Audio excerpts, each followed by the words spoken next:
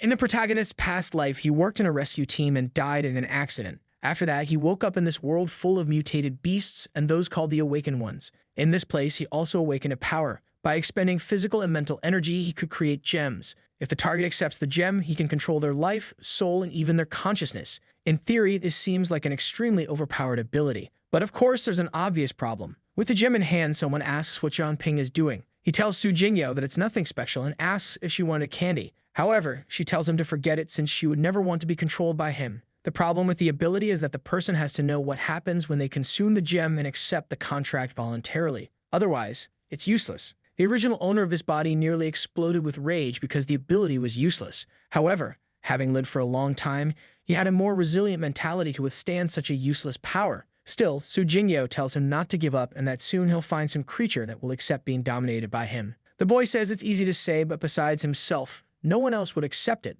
That's when he gets an idea and wonders why he never thought of it before. He starts eating the gem and Su Jingrou asks what he is doing. Instantly, the green power begins to envelop his body and a strange energy rises to the sky. Su Jingrou approaches and asks if he's okay, to which he replies that he is. She tells him to be more careful because it was scary. They then chat for a while. She says it's late and she's going back to the dorm. The boy asks if she really is about to graduate. She explains that she has already learned everything from the books and now only combat will make her stronger. The boy knows that joining the patrol team and protecting the land had always been her childhood dream. She tells him not to be too discouraged. Once he gets stronger, perhaps they can work together. The boy is so useless that he was given the role of farmer at the school. He tells her to forget it because he'll probably live a very simple life. Even so, the boy feels a bit sad. Although she had been a friend of the body's previous owner, he still felt strange leaving her. He thinks he really wanted to give her a hug. Suddenly, out of nowhere, he starts grabbing her. It feels like he's watching himself from another consciousness, wondering why his body is moving on its own. She is flustered and says she's leaving, and with that, she runs off. He tells her to be careful on the way. She turns around slightly embarrassed and tells him to also pay more attention to things. The boy waves goodbye with a smile. However, he noticed that his body moved on its own when he wanted to give her a hug. It was as if, subconsciously, he had commanded himself. Maybe it was a coincidence. Obviously, he wanted to confirm it. He commanded himself to fly like Superman and fell face first to the ground like an idiot. He prepared a mountain fist punch, but it did absolutely nothing except make him fall again like a fool. He ended up crying on the floor, but he realized that now with his mind he could perform any action. Of course, it couldn't exceed the normal capabilities of what a human could do. However, as long as he knew exactly the movement that needed to be made, he didn't need to practice. In theory, if the body is capable of executing the movement, he can master any martial art without much effort. The biggest obstacle in front of him now was his own physical aptitude. However, there was still something he wanted to check. The next day, little by little, he opens his eyes and notices he's in the cafeteria exhausted. His legs hurt like hell because he had ordered his body to wake up in the middle of the night and go for a run. The hypothesis that he could control his body even without consciousness was confirmed, and apparently no one suspected anything. People start commenting that someone named Lu Xiu was arriving. She greets everyone with a radiant presence, and the boy knows that she is the beauty of the school. Suddenly, he hears some strange cracking sounds and wonders what the hell it is. Next to him, there was some kind of creature with a giant fox-like face eating someone. The girl seemed to be getting consumed, and no one said anything. It was as if no one besides him was noticing it. That clearly wasn't Lu Xiu. All twisted up, she approached Jiang Ping and said he didn't seem to be doing well. However, at the same time, everything seemed normal in that place. But she was clearly a creature wanting to know if he was sick. Jiang Ping kept repeating to himself to stay calm, and with a trembling voice, he said he was fine. It was just that he had some nightmares and didn't sleep well. He stood up, saying it was time for his class, so he was leaving. However, Lu Xiu wondered aloud if she didn't smell fear. Walking down the hallway, he wondered why there were mutated beasts in the school and why no one noticed them. He went to the classroom thinking he had to tell the teacher about it immediately. But when he got there, he got another scare. What seemed to be the teacher was consuming a girl on the floor. Obviously, he ran out right away. He went to the top floor and sat on a bench, desperate. Something was wrong and he didn't know what was happening. The only thing that had changed recently was that he consumed the stone and started seeing these beasts. He wanted to eat another one, thinking that all this was some kind of illusion. Once again, the green aura started to come out of his body, and a system message said it was doing an evaluation. With that, the scenes he had seen before began to replay. The illusion disappeared, and he was left somewhat breathless.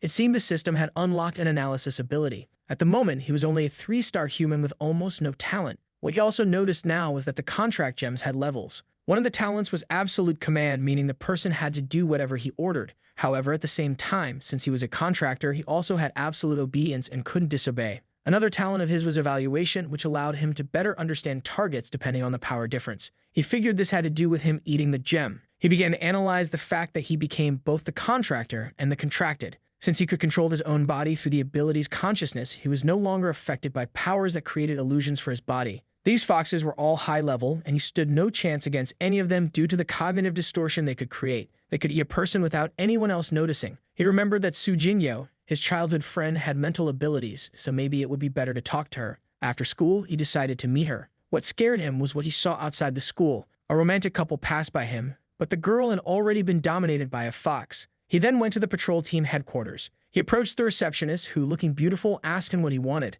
The boy said he was there to find a girl named Su Jingrou, who must have joined today. But lo and behold, the woman also turned into a fox and told him to wait a moment. Sitting on the bench, he wondered how those damn creatures had already dominated even the patrol team. Apparently, not even high-level awakened ones could see this illusion. And if anyone asked what he was doing there, it was Su Jingrou. Jiang Ping said he was worried that she wouldn't adapt, so he came to check on her. She said he didn't need to worry and introduced the allies from her team, saying that everyone that took good care of her. The boy admitted that it truly was impressive. She then excitedly said that from now on, she would work hard and get stronger to destroy all the beasts and avenge her relatives. She suggested he should join the patrol team too, as they were short on members. But the boy, embarrassed, said his ability was kind of weak, so he wouldn't be able to help much. Seeing how well she was adapting, and given that he was just a farmer, he said he was leaving. However, he already suspected the truth. He only said goodbye to Su Jingrou and her entire team, who were all foxes too. Trying not to show fear, he left, wondering how the strongest group in that city had been wiped out. Su Jingrou had only just arrived, and she was already in this situation. These creatures were called foxes of natural order. Their ability made anything out of the ordinary seem completely routine, and in those moments they hadn't just infiltrated the school but the entire city. The entire city of Pearl had turned into cattle for these monsters. Using the analysis technique, he managed to uncover some details about these creatures. First, most of them ranged from intermediate to high levels. However, back at the patrol team, there were several creatures whose levels he couldn't even assess. Second, the creature that killed Lu Xiu was extremely powerful, and the moment he tried to analyze it, he knew he would be discovered. That creature was either at an advanced level or even a king-level beast. With so much power, it was no wonder they had wiped out the city without anyone noticing, especially considering that, compared to other beasts, they were extremely intelligent and all their abilities were for disguise. Fourth, it seemed the foxes always prioritized the most influential people in society, while the others were mere cattle for them to feed on. In this current situation, it would be a death sentence to face so many of them head-on. However, he couldn't just stand by and watch so many innocent citizens die. He needed a way to get stronger. A week later, he woke up at 3:54 a.m. Since he received the ability, it seemed his body was resting much better. In addition, he advanced to level 2 after training a lot.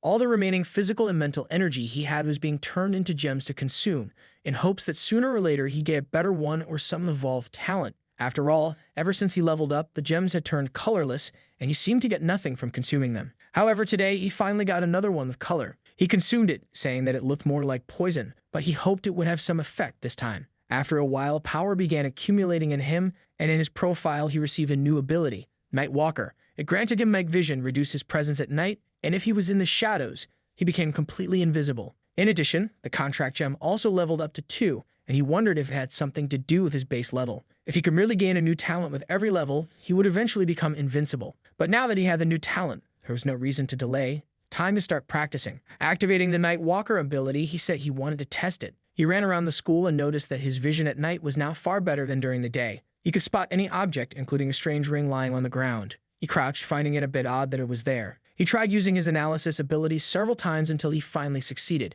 It was the Ring of Assassination, which, when worn, made all forms of life unconsciously ignore the user completely. The analysis then showed what had happened. The natural order fox controlling Lu Xiu's body had faced a man, probably the true owner of the ring. He had attacked, but she seemed to be expecting him, and with a single slash, the poor guy was cut in half. He knew that Lu Xiu had always been an honest girl, so she wasn't the target of this attack. This meant that besides him, there were other people in the city of Pearl going against these foxes. Suddenly, a fox jumped over the wall and asked who was there. The fox leaped into the bushes, saying she was sure the ring had been there. She had noticed someone's presence, but strangely couldn't sense anything now. If he managed to escape her radar, he was probably an intermediate level awakened 1 or higher. The boy realized that the fallen ring was actually a trap, and the fox retreated, saying she had to inform the royalty. But that was great for him, as combined with the Night Walker ability, he was now basically invisible. The sun finally rose, and it was 5:36 a.m. Since he needed to get stronger as fast as possible, items were indeed the best solution.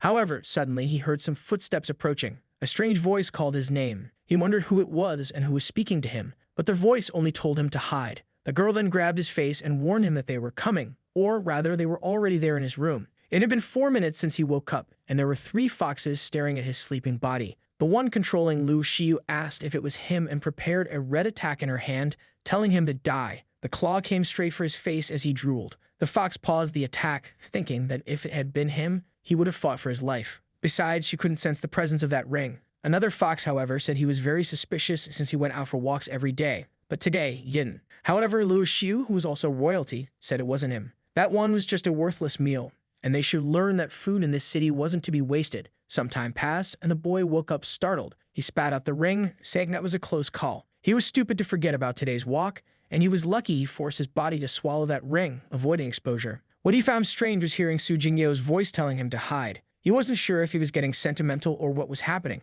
but he knew he had to get stronger and get revenge. For now, to avoid any suspicion, he needed to continue living normally. Later, he went to the cafeteria, and 2 girls were commenting that they had found a body split in half this morning. It seemed it was a guy named Black Star, an extremely talented assassin from the city of Pearl. The boy wondered if it was the person from his vision. If even someone so famous in the city was killed like that, clearly Lu Xiu wouldn't be easy to deal with. The strange thing was that they left the body for the public to see. Maybe it was a way to send a warning to those opposing the foxes of natural order. Their surveillance was going to increase, and he urgently needed to find new equipment. After class, he decided to check out some blacksmiths. However, in every shop he went to, it always seemed to be run by a fox. Suddenly, he performed another analysis. The system congratulated him for having conducted 100 analyses and informed him that he had reached the intermediate ranking of the ability. He could now see growth potential and even some talents. The fox had called him into the shop, but he simply thanked her, saying he wasn't interested. His priority was to find a store that hadn't been taken over yet. He approached a blacksmith called Soul Iron, where someone inside said the sword was of high quality. A blonde guy was trying to sell it to the old man, saying he didn't want to brag too much, but that blade was extremely good and he was offering it for a low price. However, the old man told him to take his eyes off his daughter and get those trashy things out of there. Angry, the guy got in the old man's face and asked if he hadn't heard what he said. Suddenly, Jiang Ping grabbed the sword that the guy had left on the table. The man asked what he was doing while the boy used his analysis ability. The blonde guy came over, telling him to give it back or he'd get beaten up. But the system warned that while the sword was attention-grabbing, it was useless since it had been repaired terribly.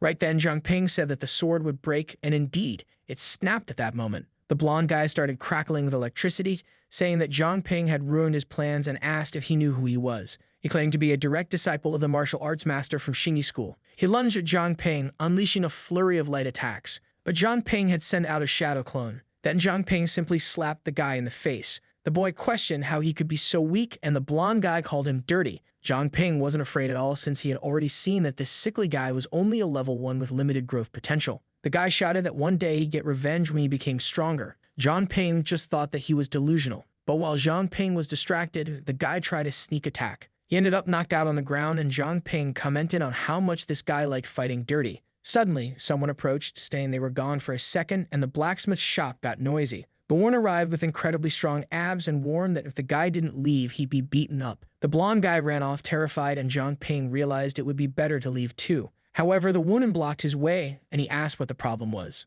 She said it would be better if he stayed so they could have a little chat. The scene then gave a peek into the boy's room, showing us the staircase where the story began, where he had spoken with his childhood friend. This was also the sports field where he did his daily morning walks and found the ring lying on the grass. Back at the blacksmith shop, Jiang Ping asked what the woman wanted to talk about. She said she was a weak, single girl who struggled every day to survive and had to take care of her uncle. She noticed that Jiang Ping had great potential and physical strength, so she wanted to ask him a little favor. She wanted him to stay with the old man named Liu Tifeng, take care of the shop, and learn everything about blacksmithing. Obviously, she would cover accommodations, meals, and even pay him. Jiang Ping was overwhelmed with joy, thinking it would be great to learn as he would need many items and didn't have much money. Plus, the shop didn't seem to be controlled by the natural order foxes. He struck a worker's pose, saying he was a man of the field and wouldn't shy away from work. She slapped him on the face, saying that's what she expected from a guy she was interested in. Jiang Ping muttered that his first priority would be to survive her hits. A few days passed with him working at the blacksmith shop, and someone told him to put more force into it. He asked if it was okay to do something like that, and she said it was fine since no one was coming to check on them. She encouraged him to continue, saying it was really good.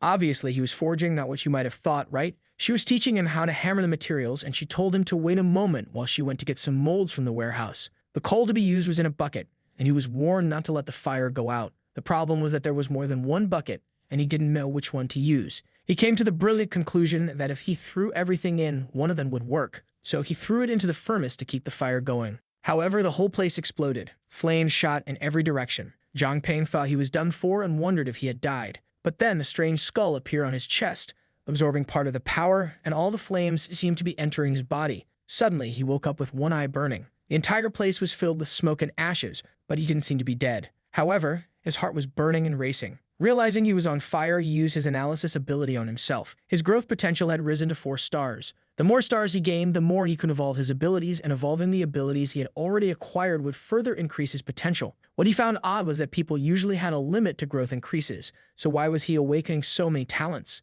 This time, he had awakened Flame Devourer, which allowed him to absorb fire energy and release it at any moment. What he found strange was that he had consumed a level 3 gem that morning, but the power had only been released after this accident. Suddenly, the woman appeared, asking what had happened. She noticed that the scarlet scales were gone and said that those caused an explosion when thrown into the furnace, but she admitted it was her fault for not telling him. He apologized to Sister Rose Kang and said he would pay the price to repair everything. She told him that just being okay was good enough and asked how he hadn't died, since it was hard to put out the fire from such a scale. Moreover, she saw that he had created a material that required an extremely high temperature. She started casting the item into the mold, saying he had great potential. She remarked that the Academy still rated him with low performance, but he was good enough to enter one of the 3 major organizations. He said he knew the patrol squad and the investigation squad, but what was this third one? She explained that there was indeed a third organization in the city. Almost no one in Pearl City knew what they were called or what they did. She then asked if he needed equipment and told him to take the dagger if he didn't mind. Seeing its glow, he remarked that it looked quite expensive. The good quality dagger was called Beautiful Tears and dealt damage to any creature below level 19.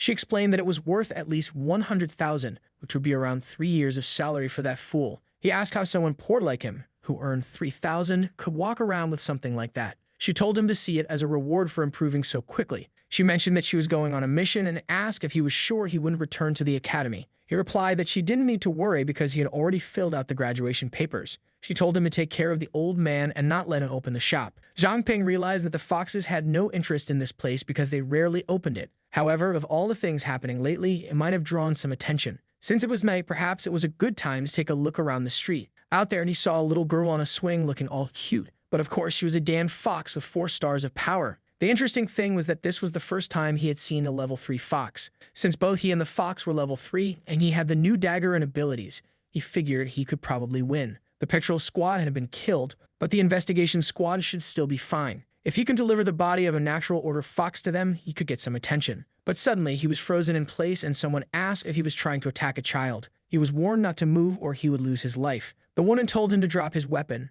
and he already knew that whoever she was far above his level. Both his Night Walker ability and the ring of assassination had been detected by her. The voice then said that if he didn't want to die, he should meet her at the training ground by the orphanage. With that, she vanished into the air. At least the fact that he was still alive meant she wasn't on the side of the foxes. He grew up in that orphanage, and as a child, he started calling it the training ground. But that's how she referred to the place, which meant she somehow knew him or knew something about him. Not only did this figure seem to be watching him, but she also stopped him just as he was about to make a move. If she had sent him there, she must have had a purpose. Suddenly, a paw stepped near him. A mutated beast approached, and he wondered why there was one in the forest. It was a level 5 armored poisoned rat. Considering the level difference, he thought about retreating, but then he remembered that with the dagger in hand, he could win. Especially considering that the orphanage children would be in danger if they came out and saw this. Thinking of how much Sister Rose Kang trusted him, he couldn't back down. Even though he didn't know how to fight perfectly yet, he had read plenty of stories about battles and he had full control over his body. Suddenly, the rat lunged at him and started rolling in his direction. He quickly thought of a way to defend himself and managed to block the attack. The problem was that the creature kept spinning and its armor was extremely tough. It ricocheted and crashed into a rock. From there, it opened its hand and began gathering green energy. Jiang Ping began controlling himself as if he were in a game, dodging everything left, right, left to evade every attack. The only weak point of the creature was its eyes, as its entire body was protected by armor. Seeing the flames in his hands, he knew how to handle this. He rushed toward the creature, dodging its attacks, and said he'd make a feint first. He struck, but the rat defended itself and rolled into a ball again. But then Jiang Ping prepared and told it not to get angry. He unleashed a barrage of flames at the monster's feet, taking advantage of the moment when its resistance was reduced, and landed a solid hit on the creature. Sometime later, he leveled up and gained a few attributes. Clearly, combat was the most efficient way to level up. What he found strange was the appearance of a rat in the middle of the city. It was highly suspicious. While he was thinking about whether there were other creatures, something approached him from behind. In an instant, he seemed to fall into a swamp, and before he knew it, he hit the ground. He fell flat on his back like a fool in a cave. A voice reached out a hand and said he had 5 minutes. He recognized it as the same voice from before. A girl pointed an ice blade at him and told him to prove that he was human. He was confused, wondering how he could prove something like that. He had been born human, so maybe that was proof enough. But that he realized that if she was asking something like that, it was because she knew there were some beasts in disguise. However, she couldn't tell, which was why she wanted him to prove it. He then asked her to give him some hints about how he could prove it. He already suspected that the rack from earlier had been a test from her. She told him he had 4 minutes left, and he continued using his analysis ability. It had already been 20 times, and he kept failing. On the 999th attempt, it finally advanced to a higher level. With that, he tried again, and the analysis passed. Her name was Liu Cixin, a level 28 human from the Purging Squad. He had never heard of this group before and thought it might be the third one that Sister Rose mentioned. Angrily, she told him he only had 1 more minute to prove himself. He mentioned that if she called the orphanage the training ground, then she must have grown up there too. The problem was that he didn't remember anyone named Liu Cixin from the orphanage, so he asked if she was Liu Torin or Liu Yusho. Maybe she was Xingyu or Sissy. The boy received a small cut, telling him to be quiet. She said that none of this proved he was human. However, Jiang Ping figured she must be Liu Sissy because she reacted when he mentioned that name. She was 3 years older than him, and by the time he had joined the academy, she had already graduated. He needed to recall something that only the two of them knew. He remembered that she once taught him the earth-crushing fist and began mimicking the movements she had shown him back then. He said that it seemed she really was Sissy. However, she interrupted him, saying she would ask a second question. She pointed out that his ability was the contract gem, which was supposed to be useless. So what had he been doing during this time, and why did he seem stronger? He explained that 2 weeks ago he consumed the contract gem and now had control over his body, making him immune to any beast illusions. Based on what he had observed, there was a massive group of natural order foxes within Pearl City. He believed that their entire tribe had already infiltrated. She asked if he was telling the truth since a fox's basic talent was cognitive distortion. He started explaining about the city's influential figures, the weapon shop, and even the girl on the park swing. All of them were natural order foxes. She told him to wait there while she checked something and asked someone named Jin Bo if he thought the information was reliable.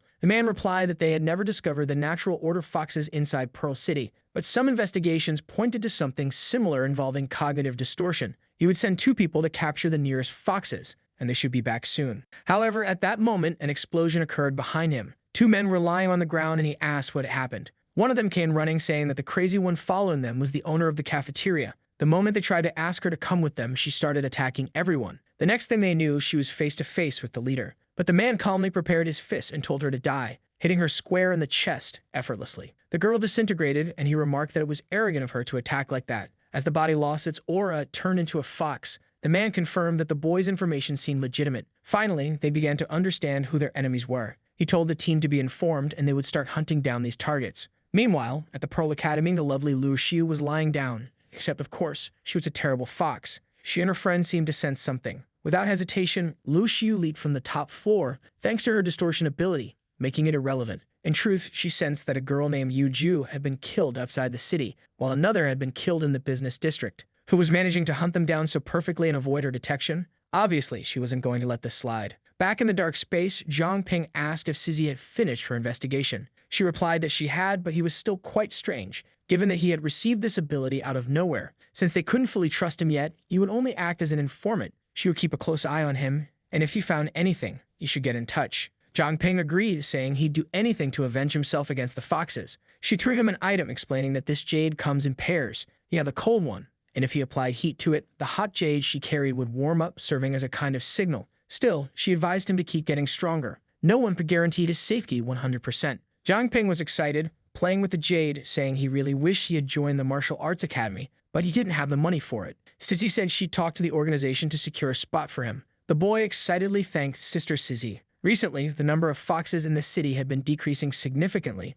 allowing the squad to kill them all. Luckily, he had gained his ability at just the right time, discovered the squad, and learned her identity. Thankfully, everything was going well, and the foxes were being eliminated. Plus, he had received $10,000 right away, which was quite generous. A girl approached him, asking if he was interested in learning martial arts at the Beast King Academy. The boy agreed, saying he'd like to check it out. This martial world was highly capitalistic, with each technique priced in dollars. The girl assured him that it would definitely be worth his money. The Beast King's martial techniques were highly valued in Pearl City, and she grabbed him, saying that if he didn't believe her, she could show him. She then prepared and told him that the first 3 techniques were the monkey technique, the crocodile technique, and the phoenix technique. Jiang Ping noticed that the movements were much more precise than what he had been using. It really was a good martial art. The only issue was that it was clear the girl wasn't fully prepared to teach it properly. Being a gentleman, Jiang Ping asked if she was okay. As they were talking, two side characters showed up itching for a fight, and one of them asked who had given her permission to hand out flyers there. Embarrassed, she apologized, saying she didn't know she wasn't allowed to.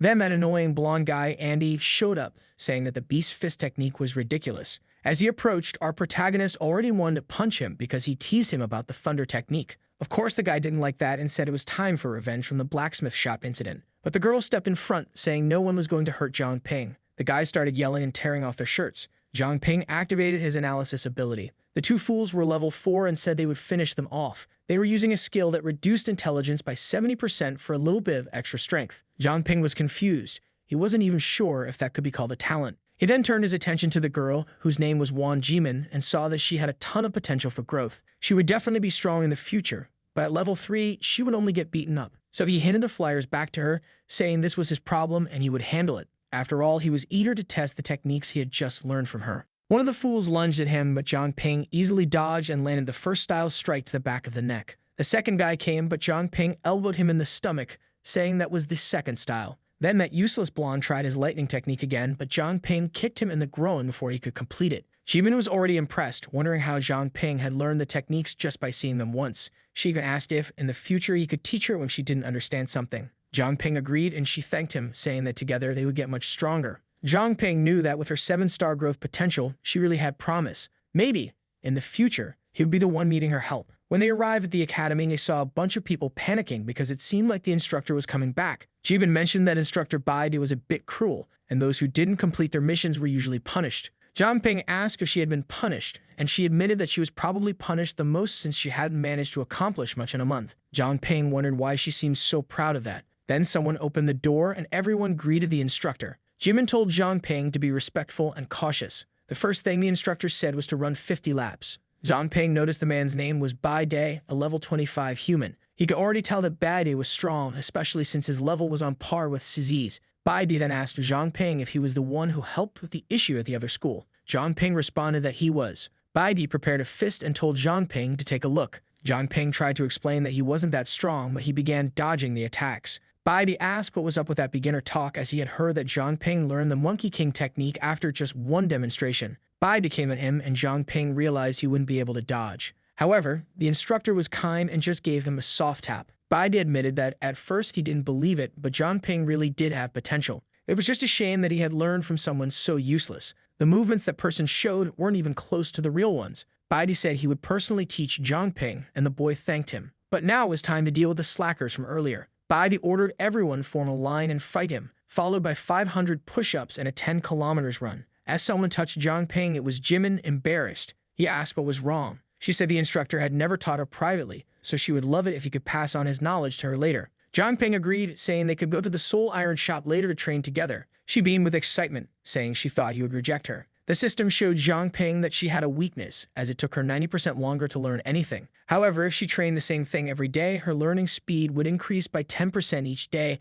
up to a maximum of 100%. Clearly, this ability was a nightmare for the teacher, who didn't know why she couldn't learn anything. 5 days passed, and they were back at the blacksmith shop. Someone commented that her movement was wrong. The diligent boy had taken her to the basement and was teaching her, explaining that she was doing it all wrong. Even though he was breaking the technique into parts, she still couldn't get it right. But that beast fist technique he had learned was really something. At that moment, Rose Kang returned. Jiang Ping told Jimin to keep practicing while he went to check on things. Upstairs, Rose mentioned that she had almost messed up this time and still didn't understand why the number of mutated beasts was decreasing so much. Because of this, they had been forced to hunt up north, where they encountered some storm wolves. Jiang Ping asked if she got out of it okay. She replied that yes, they had used a technique to hide, and the wolves attacked another group, allowing her to grab something valuable, a gem that allowed people to control the wind with their minds. Jiang Ping asked if it was a wind gem, and Rose commented that he really seemed to know everything. With that, even a child could create wind blades. Jiang Ping heard a voice saying that her brother was starting to train.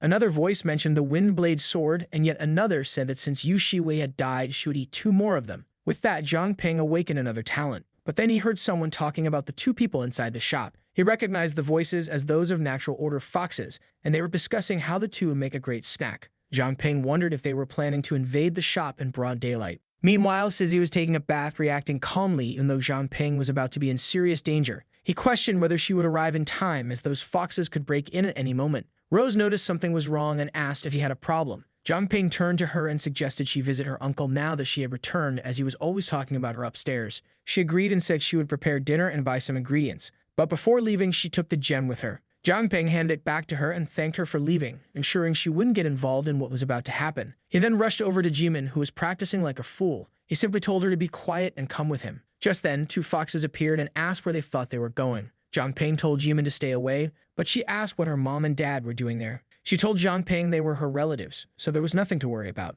However, standing before him were two natural order foxes at levels 15 and 16. They asked Jimin who the person next to her was and why he seemed so scared. She explained that he was a friend from the martial arts academy. Suddenly, a dark space began to form around the two of them. Both foxes leaped at them, shouting not to let them escape, while Jimin appeared frightened. Jiang Ping told her to forget about them and hold on. The problem was that they seemed to be tracking him. Jiang Ping turned his back to protect her from the attack. The two fell to the ground and smoke rose. Jimin asked if he was okay, and he replied that he was. She then asked what her parents were doing, but Jiang Ping warned her not to get closer. They were mutated beasts. The mother fox commented that it seemed he could see through their disguise, and if that was the case, he couldn't be allowed to live. Jiang Ping barely dodged, realizing that his physical strength wasn't keeping up because of the level difference. The real problem was that the mother fox was now heading toward Jimin, who looked too scared to react, while Jiang Ping struggled to free himself from the other fox. Just then, Sizzy arrived and told him to step aside. She unleashed a barrage of ice, piercing one fox and then continuing to hit the other.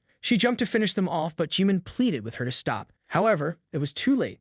Sizzy showed no mercy. She simply turned and asked if they were okay. Devastated, Jimin asked why her parents had become carpets. Jiang Ping tried to explain that they weren't really her parents, they were just foxes who had taken on their form. The poor girl was distraught, crying that it was impossible. They were clearly her parents. Jiang Ping asked why they had reverted to their true forms. Sizzy explained that if there was a fox above king level in the city, they couldn't be maintaining this kind of illusion. Last time, the foxes reverted to normal because they were killed outside the city. That's when Jiang Ping began to realize he was the only one who could expose the truth. He then told Jimin that these two had killed her real parents and assumed their form. When he removed the cover, the true bodies appeared, and he told her that this was the reality. The poor girl broke down in tears, asking how this could be possible. Meanwhile, Lu Xiu, that awful fox, wasn't too happy either. After all, 9 of them had been killed this week. In a meeting, someone suggested that they should just kill everyone and take control of the city. But another person asked if they were going to graze on grass after killing all the humans. Lu Xiu silenced them, warning that wiping out all the humans would be extremely inefficient and a waste of food.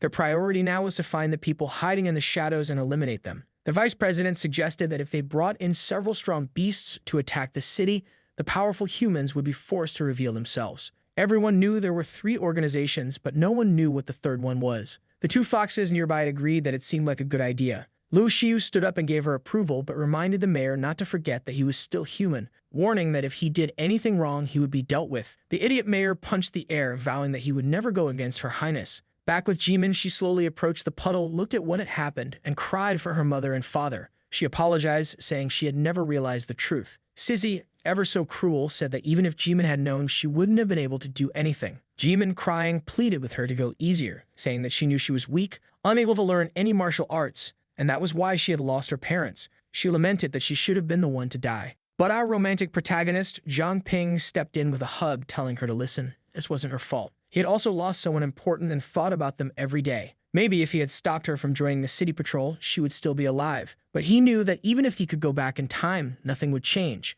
Joining the patrol had been her dream, and nothing he could have said would have stopped her. Just like Jimin couldn't blame herself for her parents' deaths, she needed to get stronger and protect those she loved in the future. Crying, Jimin thanked Jiang Ping. He was about to say he'd kill the foxes, but suddenly, he coughed up blood on her face. It seemed our boy was more injured than he had let on. Later, he slowly opened his eyes. Jimin, who had already moved past her grief for her parents, thanked him for being alive. He asked how long he'd been unconscious, and Sizzy told him to stay still. Excited, Jimin clung to his arm, saying she wanted to become even stronger. Once she gained more power, she would help him wipe out those foxes. Sizzy then suggested that Jimin stay with Jiang Ping, as her home would no longer be a safe place. Just then, Jiang Ping heard Lu Xiu's voice talking about the king continuing to sleep and about Huan Ziming's place. He told Sizzy that he had a lead on the foxes. He mentioned the vice president, and Sizzy commented that if he was connected, he had clearly betrayed humanity. That king they were talking about could be the one amplifying the illusion for everyone. Since the foxes were out hunting, it was their chance for revenge,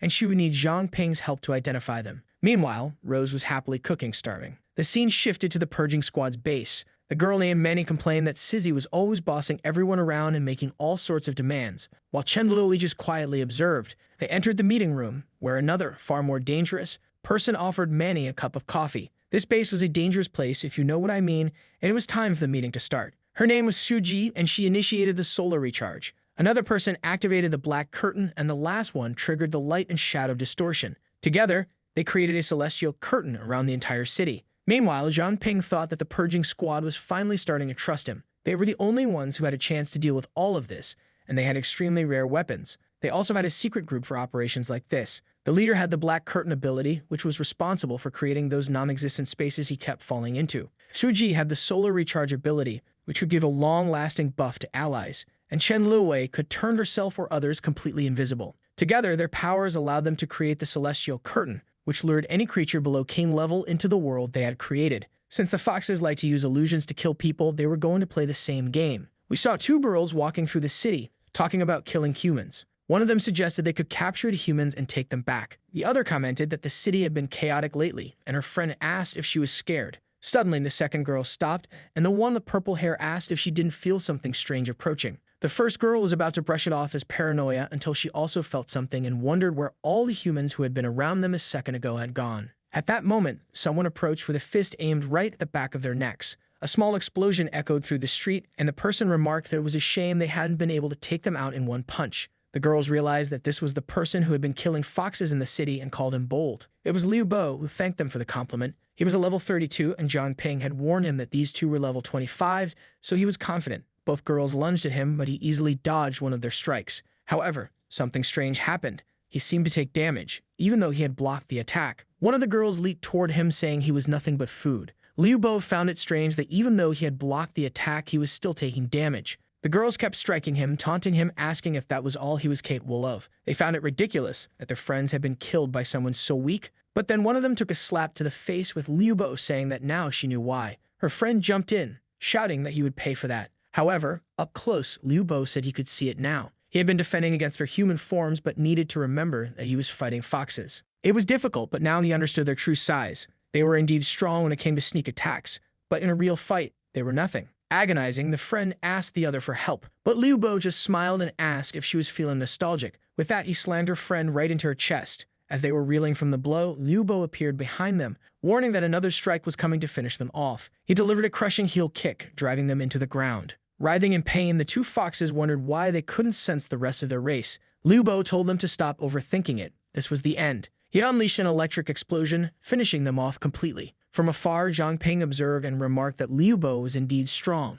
Sissy replied that of course he was. After all, he was the leader of their division. But Jiang Ping couldn't help but comment that Liu Bo's outfit looked like something straight out of a Super Saiyan. Stizzy received a notification that multiple beasts were invading the city, and if too many creatures got through, the celestial curtain would overload. She told Jiang Ping that they would have to deal with the other creatures, and she would send someone to watch over the blacksmith shop. Jiang Ping asked who she had been talking to on the phone, and Sizzy explained that it was a big boss, whom he would meet one day. Sizzy broke down the power levels. Low-level creatures were between level 1 and 10, and Jiang Ping was currently level 4. Mid-tier levels were below 20, where most foxes resided. Apex creatures like Jinbo at level 32 were at the highest level before reaching the king rank, which was level 40 or higher, a level where some foxes operated. As they walked outside the city, Jiang Ping realized it had been a long time since he had been in a place like this. He asked what kind of plants were growing around them. Suddenly, Sizzy grabbed his arm as one of the plants released electricity. A green bubble floated up and exploded, spraying liquid everywhere.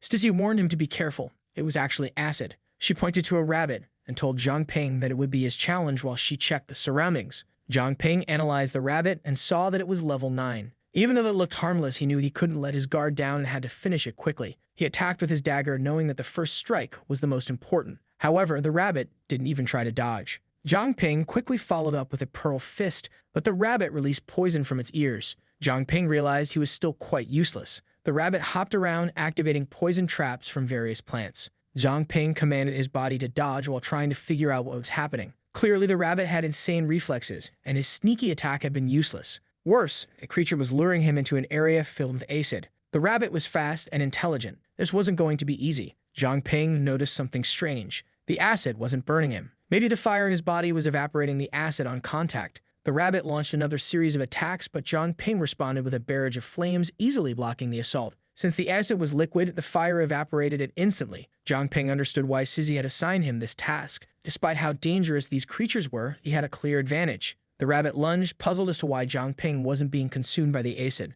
Jiang Ping tried to defend himself but had trouble understanding the creature's movements. Worse, the rabbit's claws were also coated in acid. The creature had realized that long-range attacks wouldn't work, so it had come in close. Jiang Ping now had to envelop his body in flames to burn the acid from its claws. However, his flame reserves were limited. He charged at the rabbit, asking if it thought it was the only one with tricks. Jiang Ping tried a series of strikes, but the rabbit dodged. Finally, they were face to face, and Jiang Ping said there was no escape now. He had trapped the rabbit in a fire tornado. The problem was that he only had 3 flame reserves left. He stabbed at the rabbit, but it dodged and his reserves hit 0. However, that was exactly what Jiang Ping wanted. He began walking through the flames he had created, absorbing the fire and partially refilling his reserves. He coated his dagger in flames and struck the rabbit square in the back. The creature fell dead, but Jiang Ping realized that without matching its level, he probably still needed to finish it off. And so he did with a lot of determination. As a result, all his stats increased by 2 points, which was strange since he hadn't leveled up. The system explained that each level up became harder, so sometimes,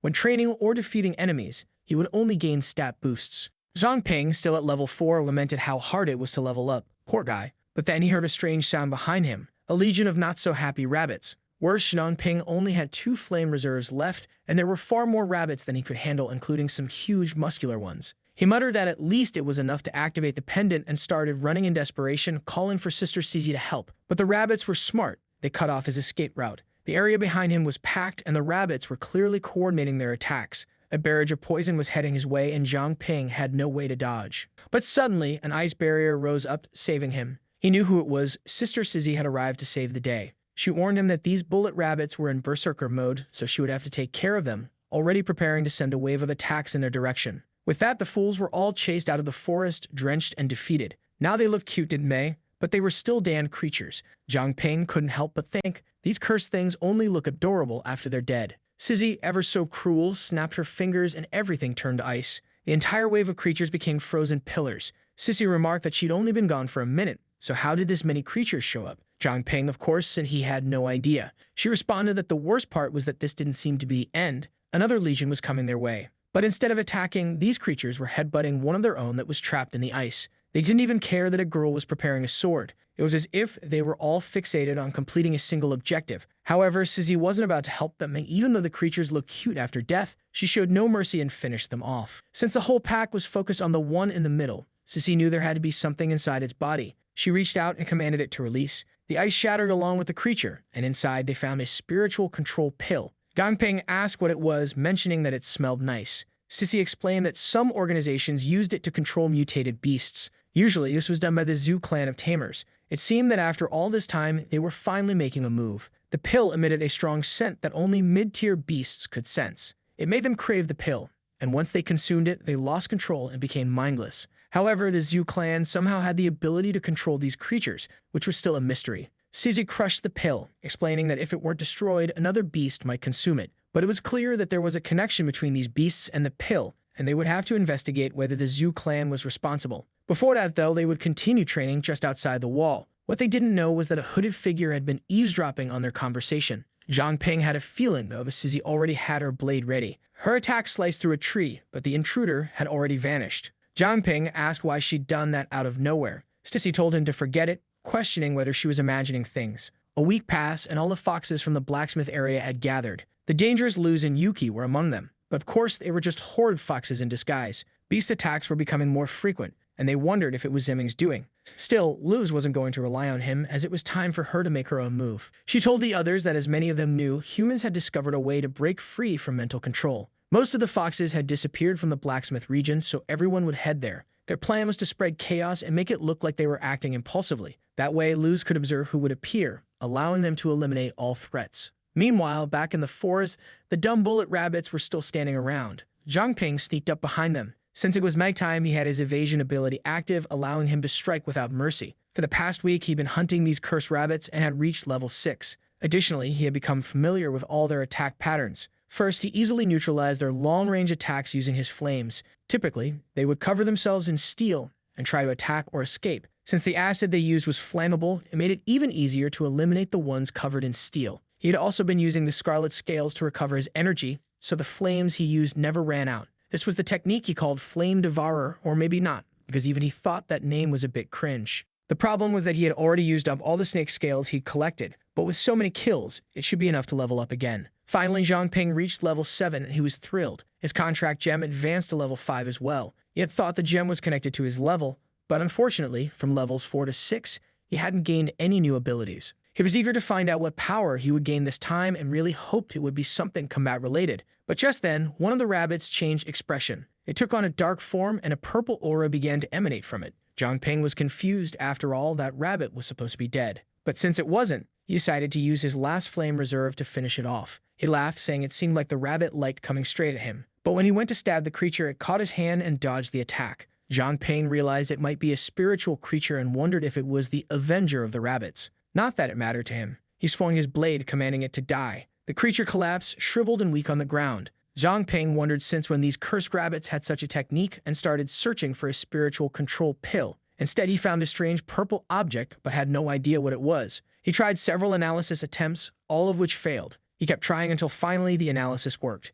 It was revealed to be Nether essence, which came from the testicle of a black goat. Once again, Jiang Ping forced the analysis to try and see a memory of the item. Finally, he glimpsed the black goat fighting a horde of creatures. The beast went 1 on 30, and it easily started decimating all the creatures, or so it seemed. Suddenly, one of the creatures landed a bite on it, and it appeared that both of them had died. Jiang Ping felt that the orb had some kind of effect, but he didn't know how to activate it. Besides, the place it came from was pretty disgusting. He muttered to himself that he was an insignificant, useless insect who didn't have the luxury of choice. Harsh on himself, but he consumed the orb anyway. Immediately, he felt a shock, screaming as he couldn't understand what was happening. Suddenly, he remembered the moment when he hugged Jingrou and how she had turned into a fox soon after. She had told him that no matter what he encountered in the future, he needed to survive. Jiang Ping reassured her in his mind that he wouldn't die, not until he killed all those damn foxes. With that, he gained the Nether body, which allowed him to convert the fear of others into Nether energy. Each percentage of fear generated a manifestation that represented 10% of his current attack power.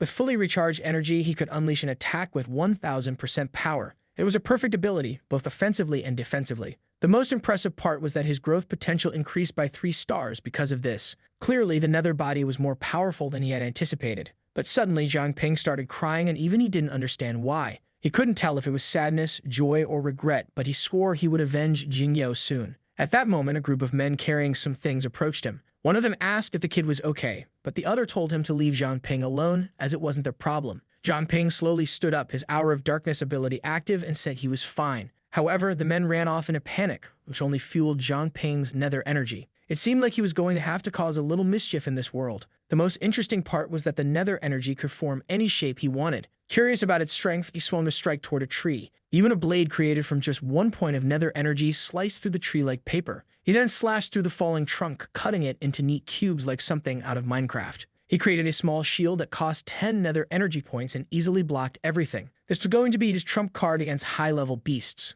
Suddenly, Sizzy appeared behind him, shouting for him. She approached, readying an attack, and asked if he'd seen the Nether beast that had been detected nearby. Jiang Ping, feeling awkward, realized he'd have to explain what had happened. Sizzy asked what the deal was with him eating the Nether essence, accusing him of having a death wish for consuming something so dangerous without knowing what it was. Of course, Jiang Ping explained that he had done it because his analysis hadn't indicated any danger. He said he had been calm about it, as if anything had gone wrong, he could have ordered his body to vomit it out. Sizzy, however, questioned what he would have done if that hadn't been possible, if the item had been a parasite that took control of his body. Startled, Jiang Ping asked if something like that had happened before. Sizzy explained that Nether creatures were completely unknown entities. They didn't have a specific form and usually hid inside other creatures. When the host died, they condensed into an organ, and when another animal consumed it, they took control. The point was that Nether creatures specialize in infecting those who consume them. Jiang Ping realized he had made a stupid mistake. The intense pain he had felt when he consumed the essence was likely the creature trying to take control of his body.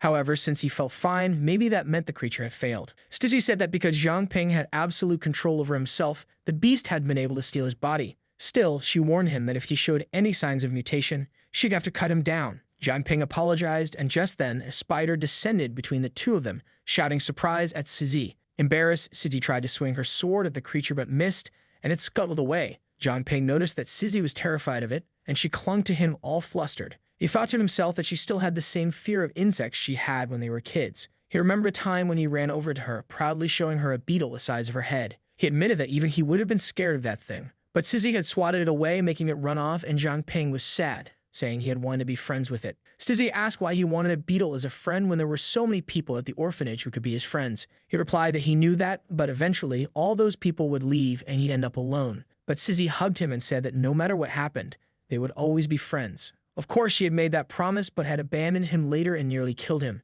Yet he forgave her. What a surprise. Now, however, he found himself in an awkward position as she leaned in for a hug, asking why he was squeezing her so tightly. Sizzy told him that he had been lucky this time, but it was important for him to remember that the world was full of dangerous things. From now on, he couldn't rely on luck alone. Jiang Ping thought that even though Sizzy seemed so cold after joining the squad, she was always concerned about him, even if she didn't always show it. She received a message and said, "Understood." Jiang Ping asked what was going on. She explained that his training and investigation would be paused for now because they needed to return to Pearl City. It seemed that Liu Bo had been injured, and they needed to go back to offer support. Jiang Ping was shocked that someone as strong as Liu Bo had been hurt and asked why they didn't call the other groups for help. Sissy explained that they couldn't alert anyone to their presence, and besides, things outside the wall were a mess. On the way back, it was explained that when the cataclysm began, they erected walls to protect what little was left. Because of this, traveling beyond the wall was extremely dangerous, and only a few independent awakened ones had the courage to do so. There were a few villages around Pearl City that hadn't yet been taken over by creatures. At sea, there were numerous apex-level creatures, and no one had any idea what was on the other side. When they arrived at the base, someone explained that they had been using the celestial curtain to monitor the foxes when suddenly, many of them appeared on Blacksmith Street, so they went there to resolve it. But it turned out to be a trap. Jinbo had been injured and was still recovering, so for the time being, Sizzy would have to take responsibility and ensure the city's safety. Humbly, Jiang Ping asked if she needed help. Sizzy humbly declined, telling him to return to the blacksmith shop and that she'd send him a message if anything came up. With that, the two parted ways and Jiang Ping wished them well. Finally, he was able to relax a little after so many days of training outside the city. He was curious to see how Jimin's training had been going, but then he noticed something strange. The people in the city seemed frozen in place. Someone approached and called out to him. Jiang Ping used his analysis ability, which failed 66 times, but eventually succeeded. However, he could only tell that the man was using an identity-hiding ability. The man commented that it seemed Jiang Ping could see the people, and that right now, he must be trying to analyze his abilities. He congratulated Jiang Ping, saying that normally an analysis-type awakened could only use their ability 10 times, but here, he was with no limitations. Jiang Ping was shocked at how this man could tell he was trying to analyze him and asked if he needed help with anything. Despite his fear, the man exuded an incredibly terrifying aura.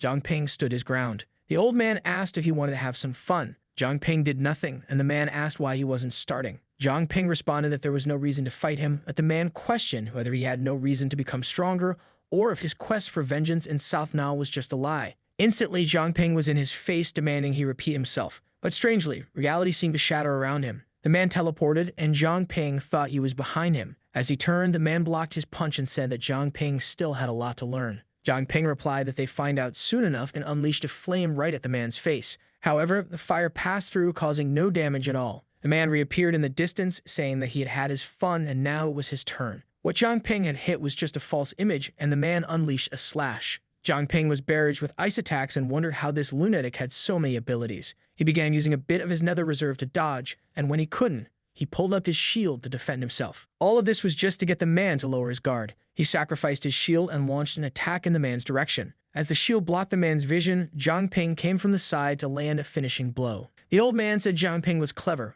but he wasn't strong enough. He emitted a light that pushed Jiang Ping back, sending him crashing to the ground like a fool. The old man remarked that it was impressive for someone at Jiang Ping's level to have so much power. Jiang Ping realized he was pinned to the ground by some kind of telekinetic pressure and couldn't move. The old man said it looked like they would need to have a conversation. Jiang Ping immediately realized this man was far above Jinbo or even Sizzy. The only person with more power that he'd ever heard of was the captain of the purging squad. Jiang Ping, trying to be clever, asked how he could refer to that person. The old man said Jiang Ping could call him whatever he wanted and questioned if he really didn't know who he was. Considering the man had information about Jing Yao, Jiang Ping guessed he must be from the purging squad. He knew the captain's name was Sidu Shibai, but wondered why the captain would reveal himself to him. Jiang Ping asked why the man was there. The old man warned him not to think too hard about it, especially since he couldn't block a mind reading. He explained that in the 2 years he had been in Pearl City, he had never seen an awakened one with an unlimited type ability. Of course, that had piqued his curiosity. Jiang Ping asked if such a thing as an unlimited level truly existed, as he had thought Apex was the highest level. Shibai explained that normal awakened individuals could only have a single ability, no matter how strong they became. However, unlimited users could continuously gain new abilities as they grew stronger, and there was something he was extremely curious about. Could his unlimited level ability, called Path of Others, copy Jiang Ping's contract gem ability? Of course, he wasn't asking for this test for free. Jiang Ping would be rewarded, even if it didn't work. Jiang Ping wanted to know what would happen if he refused to test this. Shibai said that was his decision, but he should take a look at the gift first. It was a bracelet called Golden Treasure, which had the storage ability that Shibai had used long ago. He added that Jiang Ping should know what that meant. Jiang Ping was excited. A storage ability was perfect for someone like him, who had abilities that consumed items. The old man then told him to raise his hand, and a strange blue energy began to flow. Shibai looked thoughtful and sighed. Jiang Ping asked if he was finished, and the man replied that he was. Unfortunately, Shibai couldn't copy Jiang Ping's contract gem ability, nor could he copy any abilities that Jiang Ping had stolen, which meant that the boy was truly unique. Despite this outcome, the item was now Jiang Ping's. However, as soon as Jiang Ping took the bracelet, he felt something strange. His analysis revealed how the item had been created. A girl with magical powers had been bound in ropes, and golden liquid had been poured over her. The lives of humans and awakened ones were used to create items like this. Jiang Ping asked Shibai if all items like this were created in such a cruel way. Shibai explained that in the 2 centuries he lived, many items had been created like this, even though it was strictly prohibited. He had tried several times to destroy the item, but perhaps Jiang Ping could make better use of it. Jiang Ping then asked what the city had been like 200 years ago and if lives had always been wasted in this way. Shibai nodded, explaining that 200 years ago, the Zhu Beast family ruled the city and everyone was a slave to their desires. Men worked all day just to have something to eat. Beautiful women were turned into toys for the masters. Those with any potential were brainwashed into becoming tools. Anyone who lost their usefulness was fed to the Zhu family's creatures, and awakened ones with rare abilities were turned into ingredients for certain equipment. After the Zhu family committed so many atrocities, a revolution began. After years of fighting, the Zhu family was finally overthrown. Jiang Ping acknowledged this history, and Shibai asked if he wanted to know more. Jiang Ping asked why, if Shibai was so strong, he didn't just go and take out the fox leader by himself. Before answering, Shibai shielded their conversation from the world. He explained that it wasn't that he didn't want to, it was that he couldn't. Jiang Ping might think the city's defenses were weak since they had been invaded by the foxes, but in truth, Pearl City's defenses were incredibly robust. The patrol and investigation teams could easily detect any beast that approached the city. Once the signal was given, the purging squad was always ready and dealt with any of the beasts. Additionally, the city had an artifact called the Pearl of the Sun and Moon, which capped the power of any creature within the city at level 40. So even if a king-level creature invaded, it would only have the power of an apex level. No doubt about it, Shibai was the strongest apex-level being. The problem was that even though they knew who the enemy was, they didn't know who was pulling the strings behind everything. Jiang Ping questioned whether Shibai was suggesting that there was a traitor among them. Shibai explained that the city's lord had gone missing, and aside from him, only a few people had control of the artifact. There were remnants of the Zhu family lurking in the shadows, angry at the loss of their reign. These remnants could deactivate the Pearl of the Sun and Moon and had opened the gates to allow the celestial foxes to enter. It was clear that they were behind everything. Jiang Ping asked why they didn't just wipe out these fools. Shibai explained that they had been trying to eradicate them for over 100 years, but a new seed always sprouted. Likely the Zhu family had been entrenched in the city for so long that they had many hidden connections that the purging squad didn't know about. Jiang Ping realized that this was why the fox invasion never made sense. What was the true goal of the Zhu family? Was the lord dead or alive? And why had the beasts recently started to stir more frequently? That's why Shibai was being so cautious, because if he were to die, the city would lose its greatest weapon. Worse still, if he were captured and controlled, it would be the end of Pearl City. Stitter Shibai then reiterated that while he couldn't copy Jiang Ping's ability, they still needed him. He asked Jiang Ping if he was willing to join the purging squad. Without hesitation, Jiang Ping shook his hand and said, "Of course I am." Meanwhile, at the Soul Iron Forge, Jimin asks Rose why she's been repairing so much equipment lately. She says she's just trying to make the best use of her free time. Then Jimin asks when Jiang Ping is coming back since it's been a few days since he left. Rose says it must be all the missing that's making her so distracted. She replies that it's not that, it's just that during the day she has no one to help her train. And she keeps wondering how he's doing outside the wall and if he's encountered any danger. Rose says that kind of talk is identical to a wife's. It seems she can't go a day without a boy. She turns to the barrel and says she'll stop teasing her. But she warns that she doesn't need to worry because the creatures outside the wall are all marked. So as long as he stays in the right regions, he'll be safe. Jimin then questions if there are other villages outside Pearl City capable of doing that. Rose says yes, there are a few, but they are very backward and xenophobic. Most of them still worship bestial gods and make sacrifices to them. So if you ever come across one, it's best to flee. She even asks if they are human, and if so, couldn't they just communicate with them? However, Rose warns her to be cautious with that thought, saying they are actually much more dangerous than the beasts when it comes to the outside world. Some of them wear terrifying masks, and you never see them coming. At that moment, Jimin asks if it's like that thing showing up behind them. Rose says yes, it really is quite similar to that one. That's when she notices the thing is really there. And our guy shows up like a fool, scaring the poor girls. But Rose doesn't forgive and gives him a good kick in the groin. Well, boy, your little plan fell apart. A few moments later, our boy decides to pretend nothing happened and tells Miss Rose that was a bit cruel, but she wants to know who he is. Our girl removes the mask, revealing it's him. The two of them want to scold this rascal for playing around and scaring them, but then he teases her hair, saying he's a rascal for going away and coming back just to give them a scare. Our girl says she heard them talking about some scary villages and decided to play along for fun. She asks if he finally finished his training, and he says yes and will stay by the walls for a while. She says that's perfect because she found some clues about a certain Shanshan. She was planning to go to the city, so it's good he's staying to take care of Jimin and her uncle. Before he can say anything, she tells him to go enjoy it because someone really missed him and was wondering when he'd come back. Immediately, Jimin runs off, saying she wants to return to her room because it's late and she wants to rest. However, she stops in front of the door. She calls for our boy, who gets a bit confused, but she turns around smiling, saying she's happy he returned safely. For Jiang Ping, this was the first time he felt at home since all of this began. She even jumps, startled, when the old man asks why he has that silly grin, and tells our boy to tell Miss Rose that the old man is extremely ill and that she should stop leaving the city. Our boy asks if it's true, and the old man smacks him on the head, telling him just to follow the plan. Jiang Ping asks why, and the old man explains that Shanshan has been missing for a long time, so something cruel may have happened. He knows how strong his daughter is, but with her taking such risks, eventually, she'll encounter something bad too. That's why he's playing dumb to stop her from taking so many risks. Our boy feels a little awkward with the old man's plans.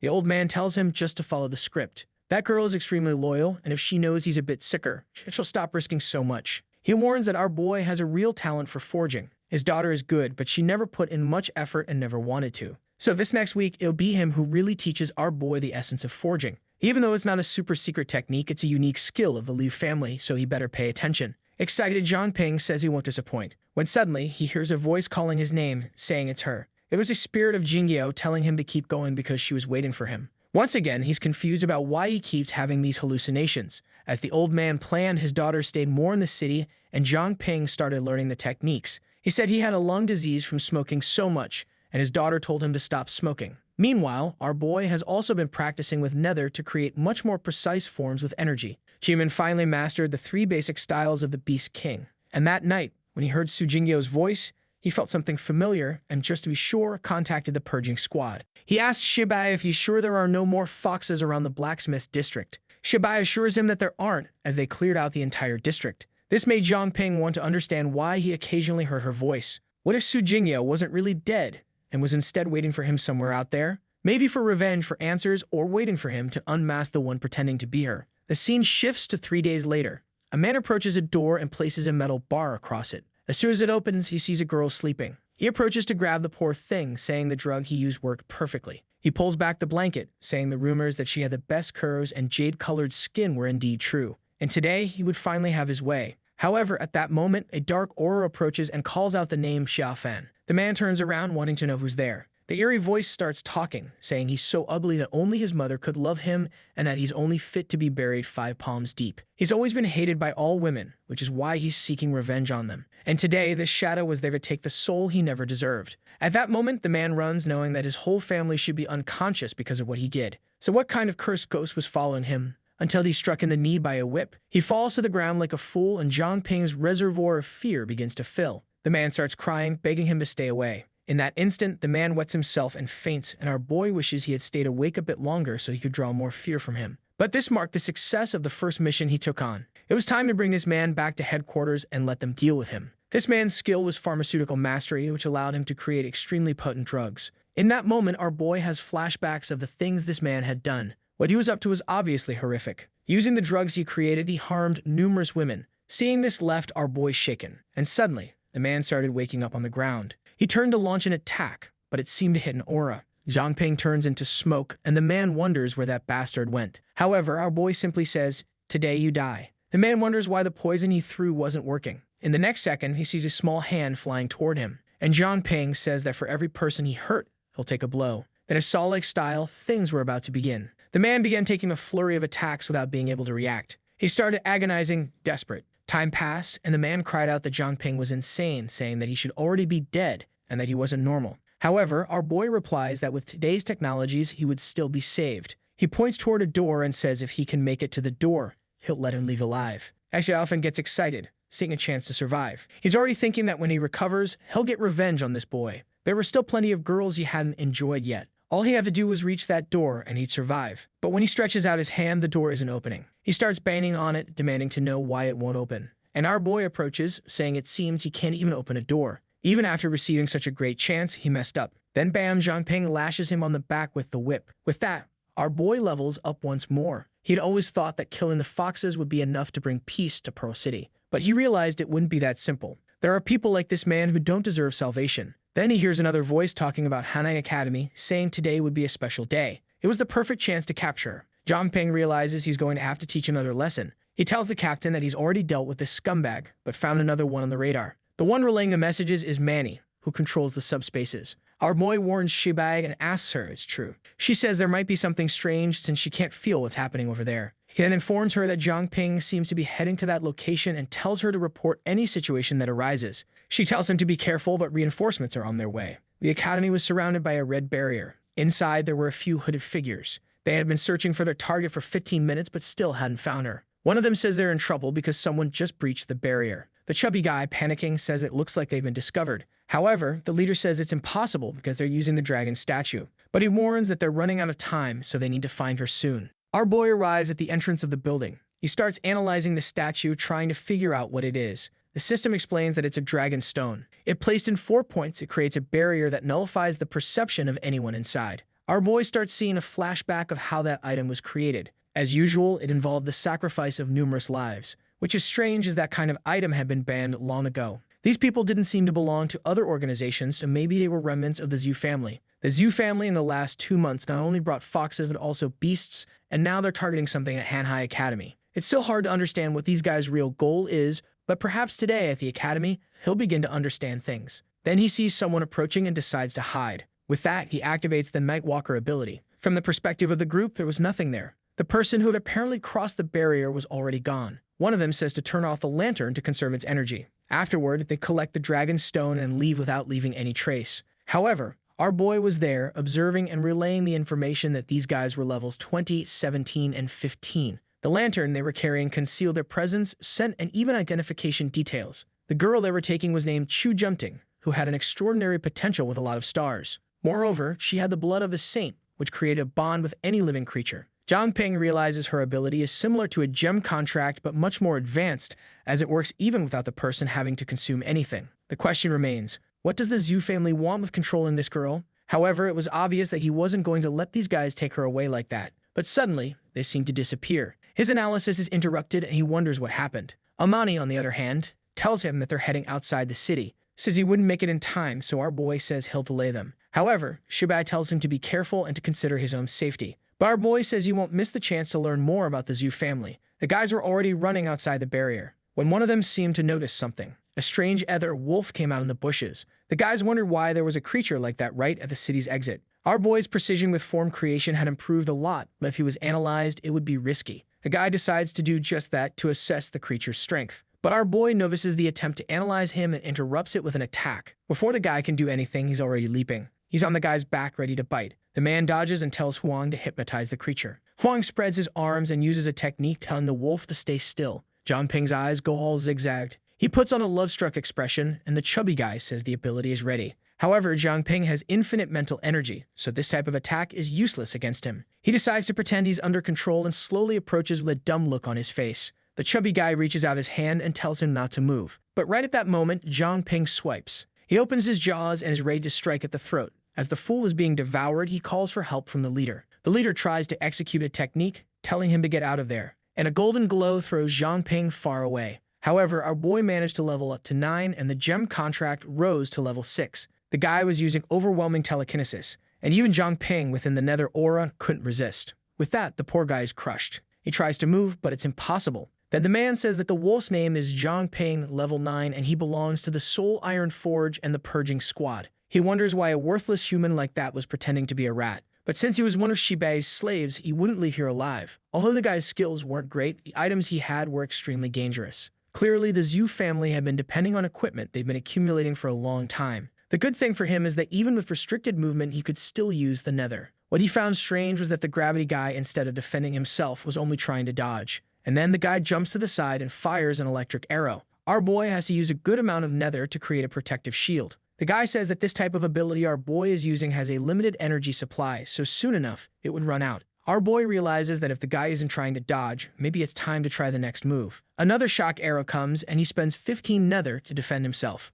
At the same time, he buries some of his energy into the ground. He spends another 15 to launch a series of attacks. The other guy steps in to protect his friend. But what they haven't noticed is that Nether had already seeped out from under their feet. Our boy pulled his Shikamaru, controlling both of their arms, and they couldn't use their items. At that moment, he approaches, saying that with their hands bound, they're useless. He pulls out a Nether dagger and stabs the guy in the stomach who can't move. However, the guy activates telekinesis on his own arm to hit Jiang Ping's arm. With that, he congratulates Jiang Ping for the attempt but says that this is the end. However, in that moment, our boy releases all the flame he had stored up, and with that, the man has to throw him far away. But as he's sliding back, an electric arrow is already coming. And man, this one hits him in the chest. It looks like his clothes are fireproof, and the guys say he's got quite a few tricks up his sleeve too. It was a shame, but this was where it was going to end. However, Jiang Ping only replies that the time has come. The guy laughs, asking if he's talking about his own death. But as water flows over him, Jiang Ping says he was only buying time. One of them manages to defend and counterattack, but the other is already stabbed in the chest. The problem is that this time, our boy won't come out unscathed. However, at that very moment, Sizzy is already beside the guy, who realizes that this cursed woman killed his friend in one move. She slashes at him, and he defends himself with the tip of his bow. But her level is much higher, and the poor guy has no chance. He asks who she is, but she just ignores him. She keeps attacking the fool, leaving him no chance to escape. He already knows that in a few more seconds, he'll be dead. With no other choice, he had to use it and pulls a ring from his hand. He slips it on his finger, and suddenly it begins to glow with electricity. A lightning bolt starts to fall, and she tells him to stop. A gust of energy and wind rises to the sky. She approaches, at least relieved that Jiang Ping was alive. The man took advantage of the lightning to create distance between the two of them. It was a shame that they couldn't capture anyone from the Zhu family alive. Meanwhile, our boy is on the ground, completely drained. Then Manny tells her to hurry back and bring Jiang Ping. Sizzy asks what happened. She explains that the illusory curtain had been breached. Man, it's the dangerous Lu Xiu. The fool, who I think is that vice president, asks why he was summoned. She questions how the preparations for the beasts outside the city were going. He says that, just as she ordered, everything was in place. It's at that moment that the giant lightning bolt falls in the distance. She wants to know what that sound was. The vice president recognizes it as the myriad call of thunder, which means the guy he sent out ran into trouble. It seems like he's up to something sneaky. He says it was probably just a random thunderbolt, but Lu Yu questions if he really didn't see anything unusual. Trembling, he says no. Everything seemed perfectly calm. She then asks why he seems so nervous. He assures her she can trust him. He's been tracking thunder for a long time and knows each one. She realizes the bastard is lying, and the problem is that outside the wall, she can't sense things clearly. It was exactly like that other time when that guy was about to die. But as soon as she turned the corner, he completely disappeared in an instant. There must be someone of high level using illusion tag techniques in this city. Normally, humans don't affect the foxes, but this one was messing with their perception. Maybe the entire city was under some kind of illusion. Man, she casts a jutsu and activates a domain expansion. The illusory barrier begins to crumble.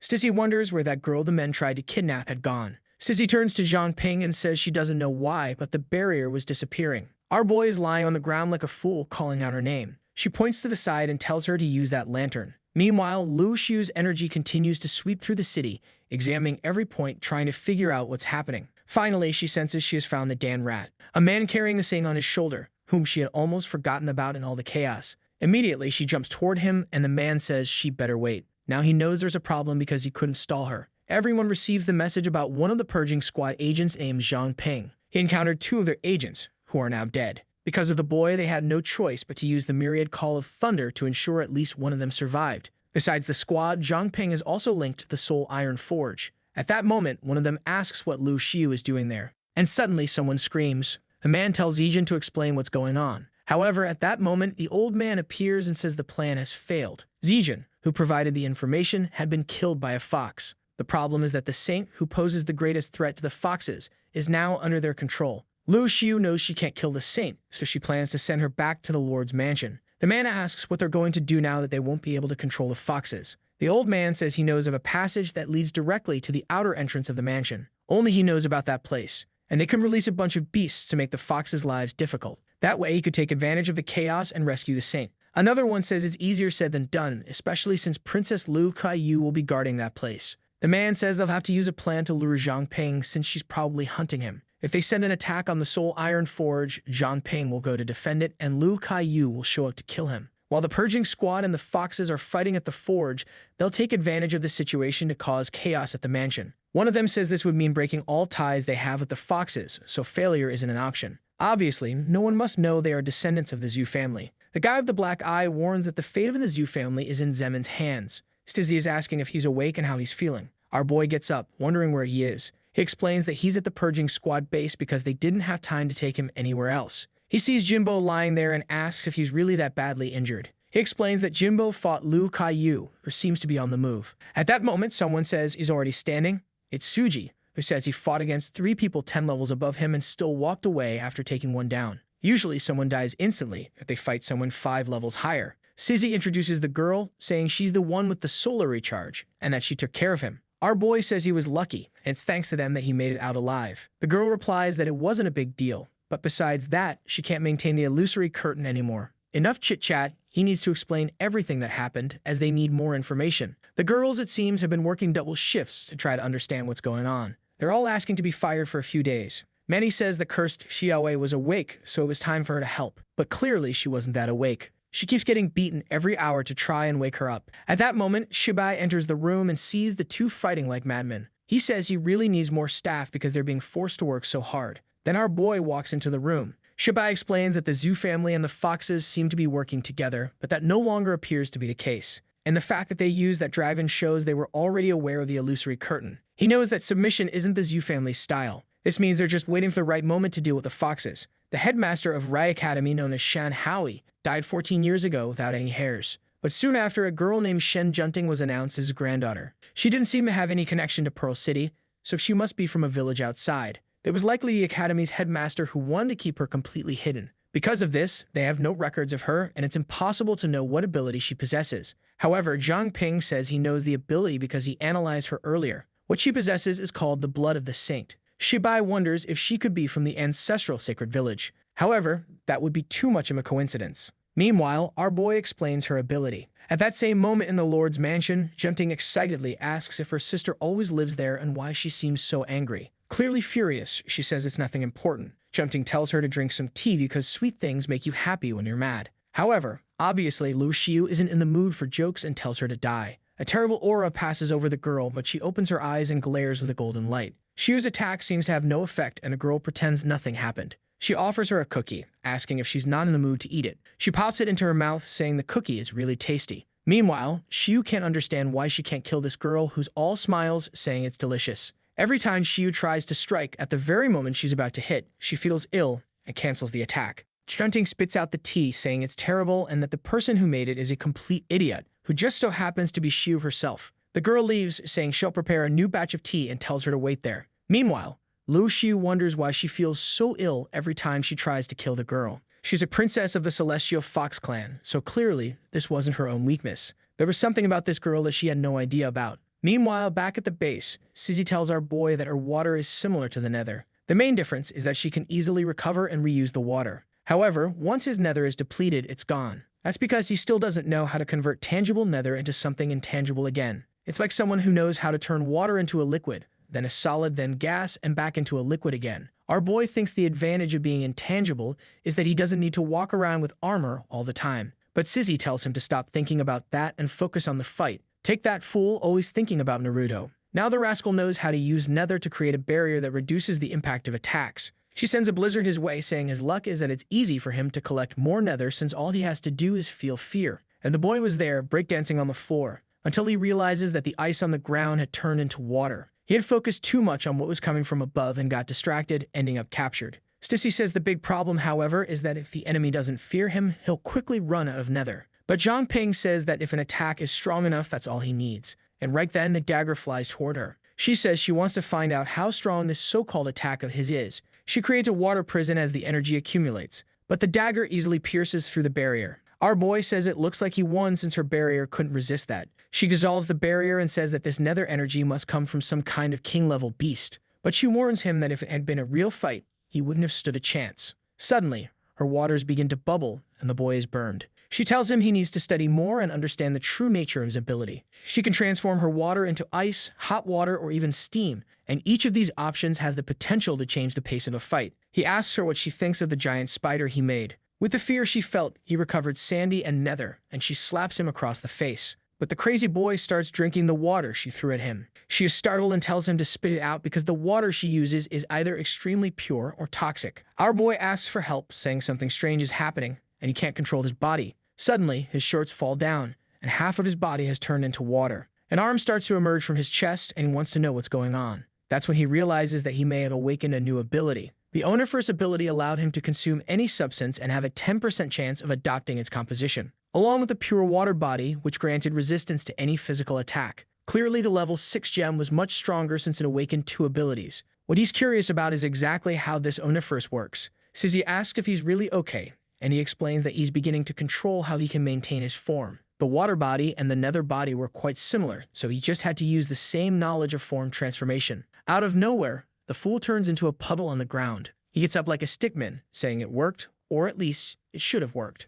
A while later, he was back to normal, and she was blushing. She turns around and tells him, for the love of God, to put some clothes on. He then explains what happened. He says that because he accidentally drank her water, it seems he gained an ability called Pure Water Body. Hearing this, Sizzy is shocked by his growth potential. The ability that's a dream for almost every water magic user was awakened without any effort. She turns to leave, and he asks if she's okay. But at that moment, the alarm goes off. She asks what happened, and they request reinforcements because the Soul Iron Forge is under attack. She orders all units to be sent and says she's going to help. Our boy obviously wants to go, but she tells him to wait because it's a trap. He says not to worry, now he can turn into a puddle of water and slip away. She responds that she doesn't have time to convince him, so he better follow quickly. When they arrive at the forge, there are a bunch of fallen assassins. While our boy runs ahead, Sissy gives orders to find the assassins. Outside, our boy calls for Jimin and everyone. Out of the corner, Rose appears, looking completely wrecked, and calls out to him. He runs and asks if she's okay. She points to the side and says that both Jimin and the old man were hurt. A severed hand lies on the ground.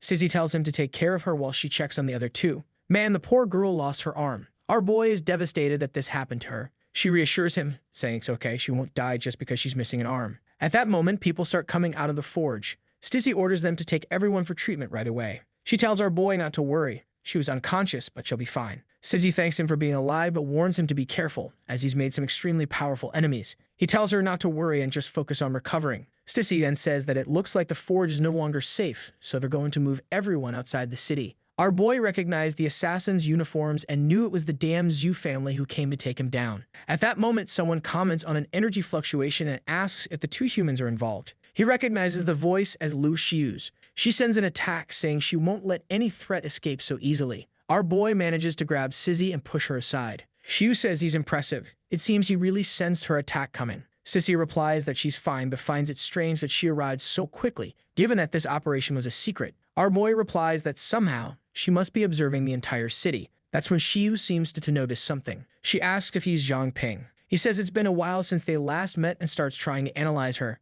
As his analysis progresses, Xiu says she's going to buy some time for the 2 of them and sends a blizzard her way. Xiu blocks it and realizes that her true identity has been exposed. She says it looks like they've figured out who's behind everything. She creates a portal to send an attack to Xiu's back, but Xiu raises a shield to defend herself. However, Xiu is completely destroyed by a single attack. She realizes that even with her identity exposed, she can't sense the attacks she creates. If that's the case, she wants to see her dodge this. She sends a flurry of attacks in all directions. Our boy, who can see the fox's attacks, starts relaying the coordinates. She decides to trust him since he's the only one who can see everything. With that, she begins dodging and cutting down each of the claws. Xiu quickly realizes that this is the one responsible. She prepares a claw and sends it in his direction, but he gives himself the order to dodge. As a result, he starts dancing around like a fool, but doesn't get hit by any attack. And Xiu already realizes that this bastard can see through their disguises.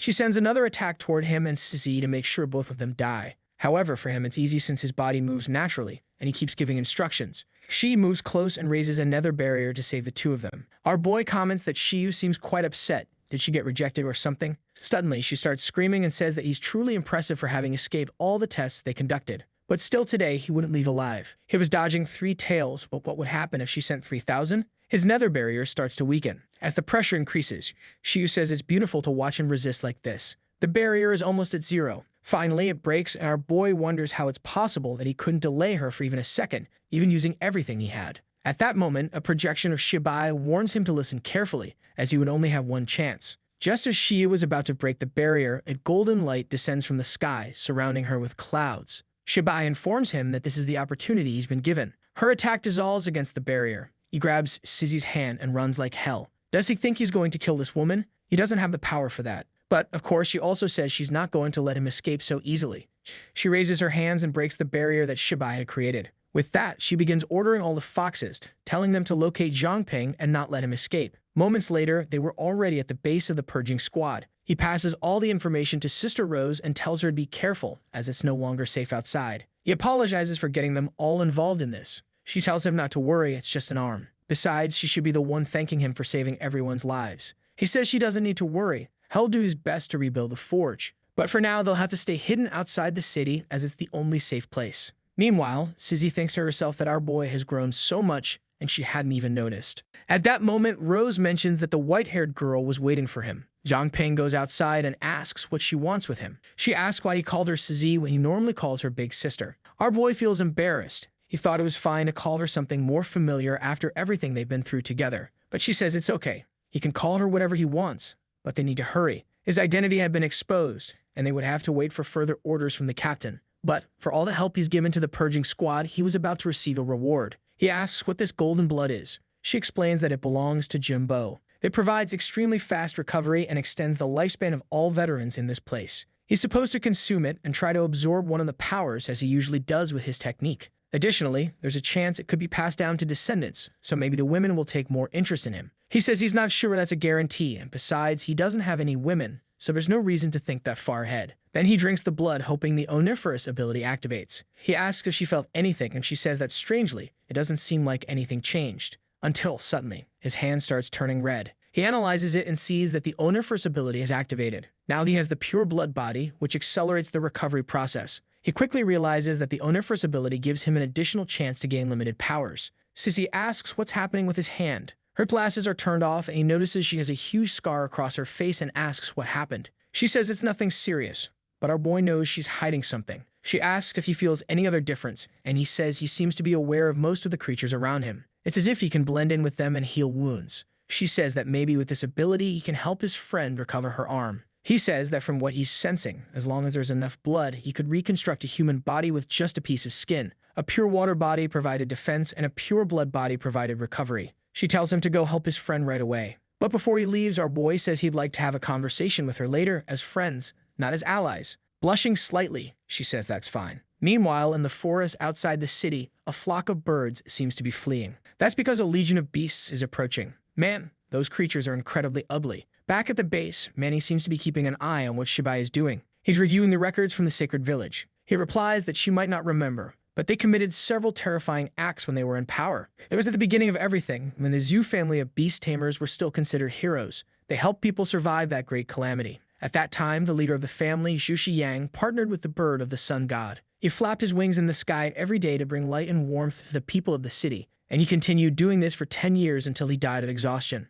After that, he was buried on Sunset Mountain, which is outside Pearl City. Some people who idolized him began to live near the tomb, and that's how the sacred village was formed outside the city. She says she understands, but asks what this has to do with what's happening now. He explains that every 100 years, a saint appears in that village. She has a bloodline that can protect them from any beast attack. Manny now understands and asks if he's saying that Junting might be the saint. Shibai says yes, and the Zhu family's plan was probably to use this girl to control the foxes. She says that makes sense, but it's strange that this saint appeared at the academy out of nowhere.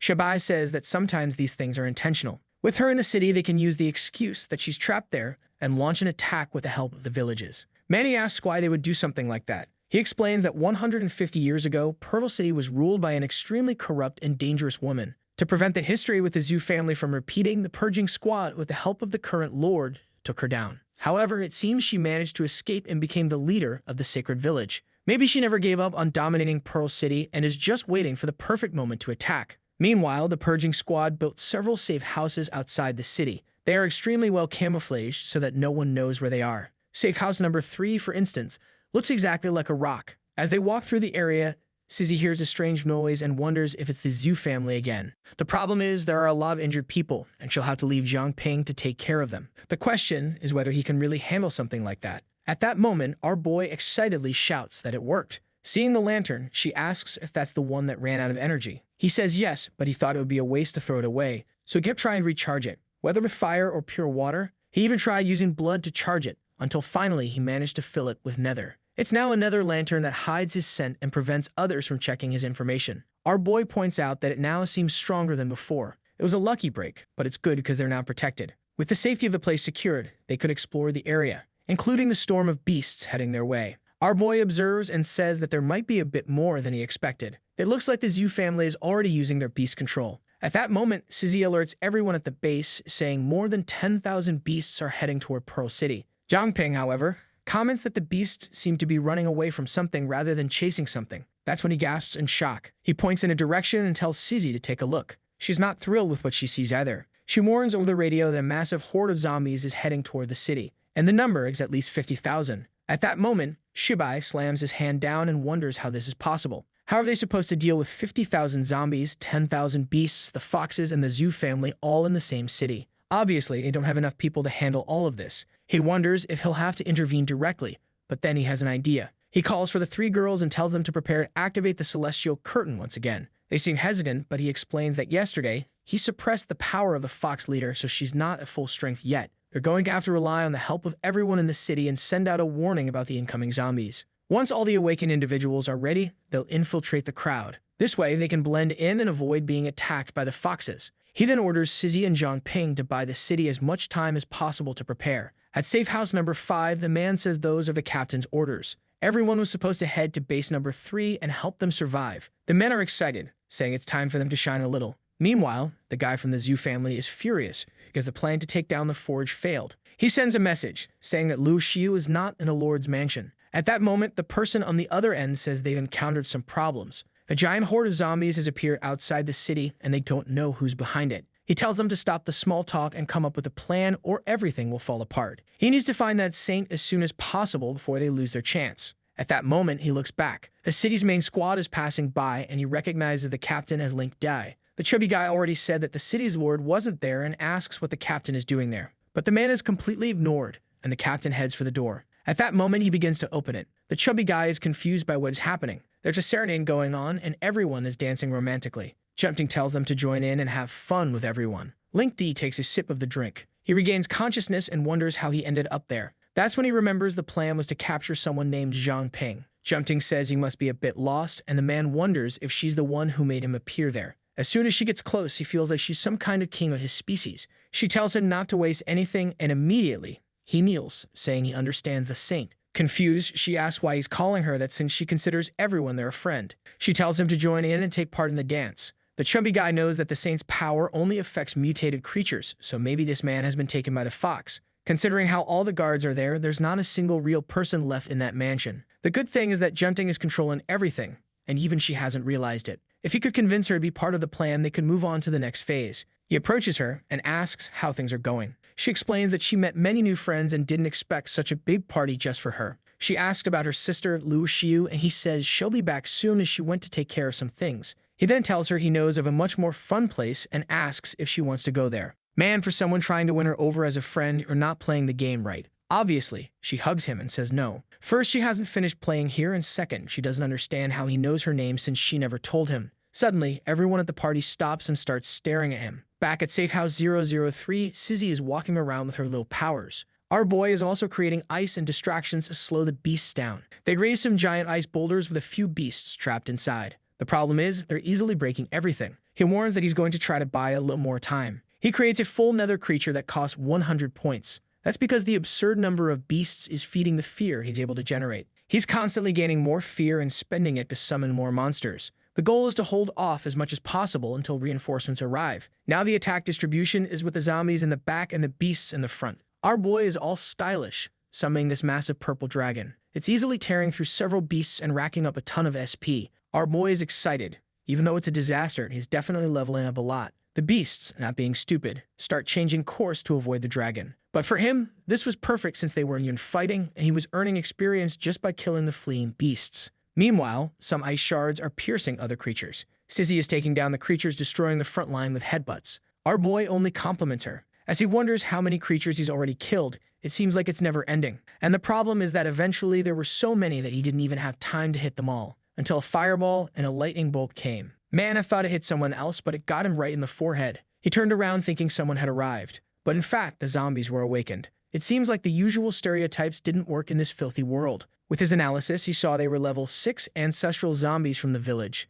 Now the problem had become much bigger since these creatures were much smarter and even had powers. He needed to warn everyone at the base as quickly as possible. He starts flapping his wings and kicking everything away. Stizzy creates a water circle around him and warns him to be careful not to let those creatures get too close. Our boy grabs the creatures with a water hand. He says he has an idea and flies into the sky. He starts raining fire on all the zombies he had captured. Then he makes it rain fireballs of burning zombies. The boy is racking up a ton of experience and had already gained 2 more points in all his stats. Meanwhile, Stizzy was easily cutting off heads. She activated a blade technique and slashed through a bunch more, until one tried to stab her right in the forehead. But our boy arrived and smashed them all with a single stomp. With that, they wiped out the first wave of 1,000 creatures, so only 49,000 left. He wonders how these damn zombies knew how to use abilities. She explains that they were probably awakened in their previous lives. She's sure it's the filthy Zhu family. But he explains that he analyzed the zombies and found out they're actually ancestors of the sacred village.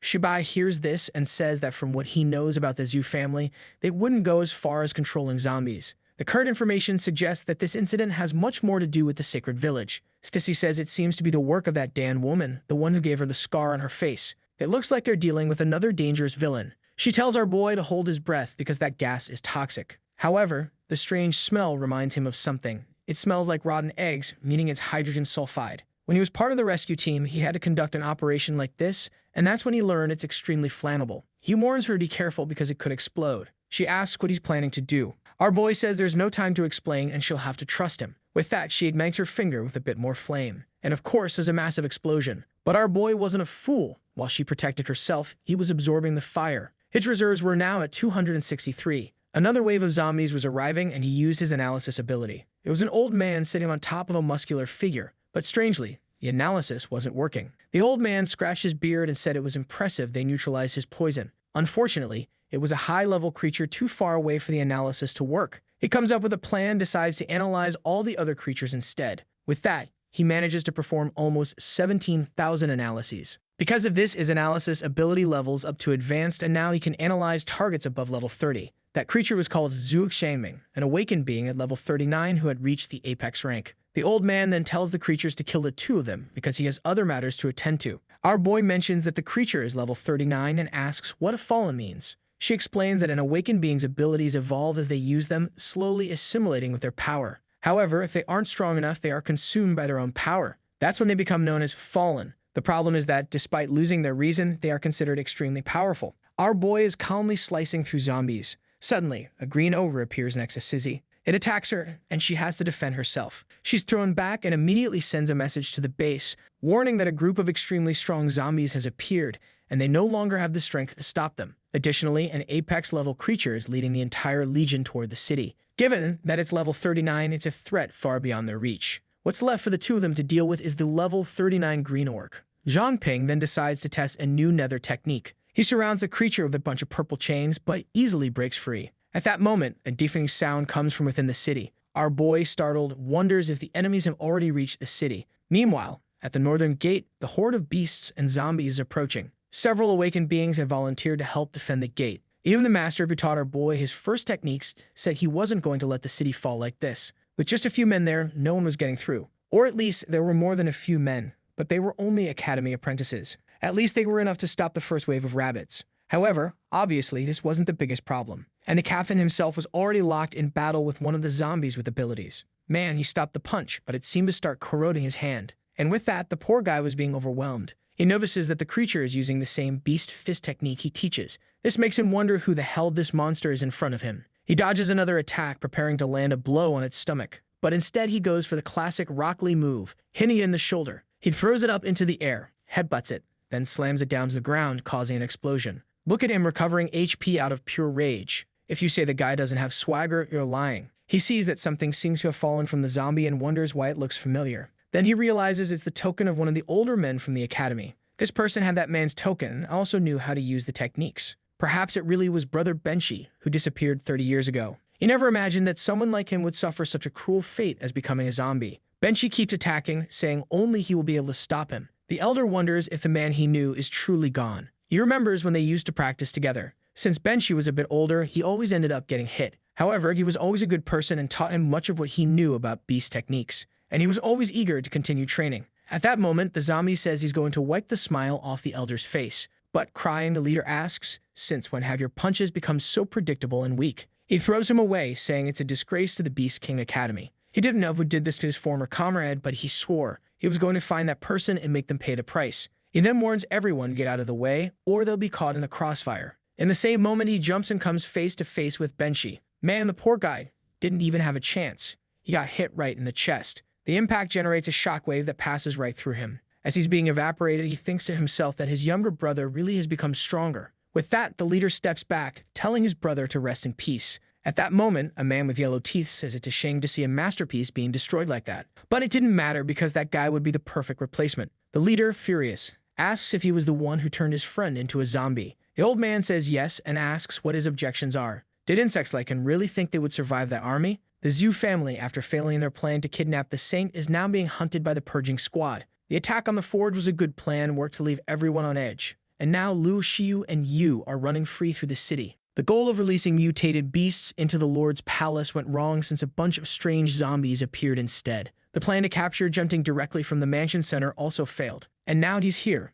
alongside the foxes. With that, the Zhu family's plan had been completely uncovered. They wanted to bring all the foxes under their control by using the saint and then retake control of the city. However, the current investigation shows that these zombies are connected to the sacred village. The celestial curtain has successfully been raised, gathering all the combatants in the area. The attack is mainly coming from the north, as the south is surrounded by mountains. At this moment, the Beast King Martial Academy and other awakened ones are holding the northern position. Meanwhile, inside the ancestral sacred village, a man kneels before the cult leader and informs her that everything is ready. She tells them to go help the zombies cause chaos in the city. And the moment the Zaashi brothers capture the saint, they are to return immediately. The boy asks if that king-level beast in the city won't interfere with their plans. Additionally, if they're already declaring war, why would they retreat after the first attack? The warden says that the old fox is likely just waiting for Shibai to reveal himself. The boy asks if that doesn't put their plan at risk. She reassures him, saying he needn't worry. Even though the saint had only just awakened, not even that powerful fox could completely ignore her effect.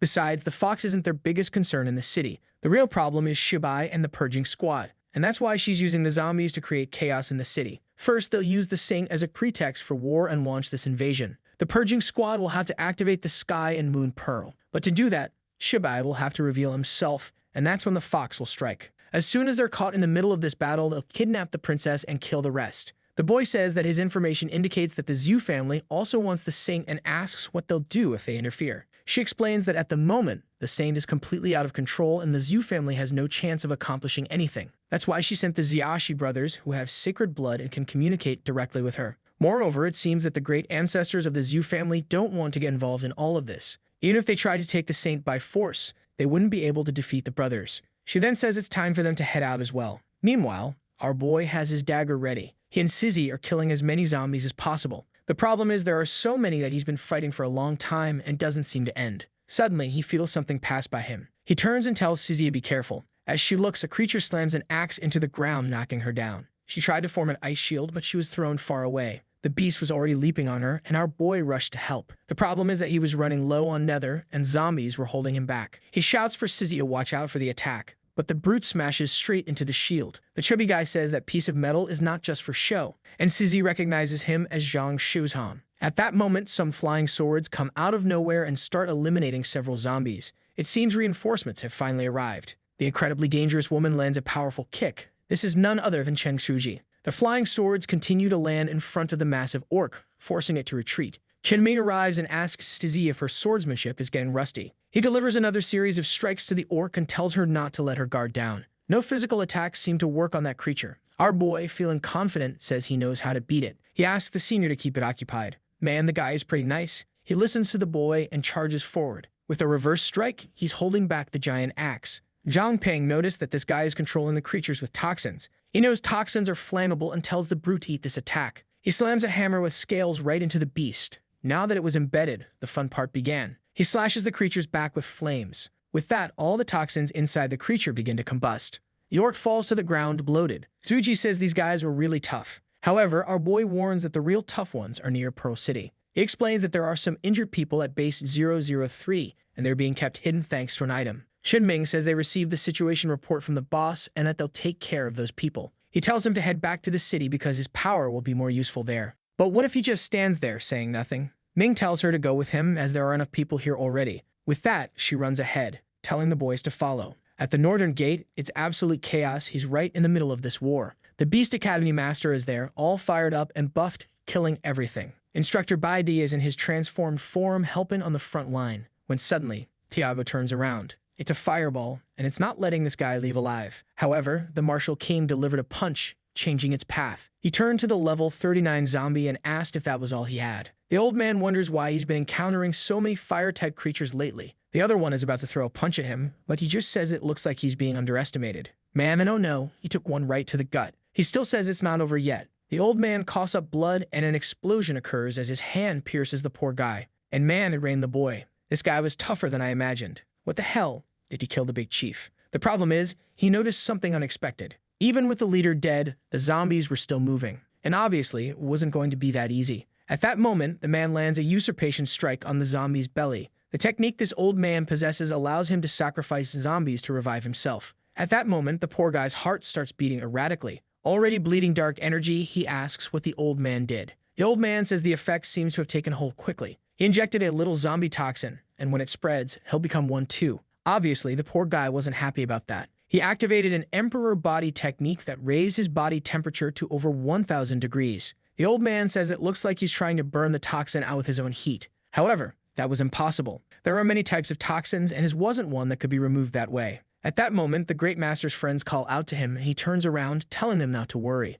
With that, a bunch of zombies surrounds him and asks how long he can last. The poor guy is getting beaten, but says they'll pay the price no matter what. The old man says it seems he doesn't understand the situation, and since he's missing his friend, he'll give him the chance to join him. The Great Master starts realizing that he has to end this now. He throws a punch right at the red zombie. Man, the guy doesn't stop. He sends the zombie flying. The problem is his power is starting to run out. The poison was spreading too fast, and what he had at that moment wasn't enough. His body didn't even have the energy to maintain his final form. At this rate, he turned into a zombie, and the entire northern gate would fall. That's when two shadows approach the battle. Sissy tells our boy that she received information that the Great Master is in bad shape. They rush past the zombies with her saying they need to rescue him first. The poor guy is nearly unconscious, wondering who's coming. From a distance, she shouts for him to hold on a little longer. She unleashes some attacks, knocking the zombies off him. At that moment, he saw an opening. And man, he throws a hurricane punch, sending everything flying. He tells our boy to run away because he's going to turn into a zombie. But Jiang Ping tells him not to worry because he'll heal him. He activates his pure blood body. The master is shocked and says that method is quite unusual.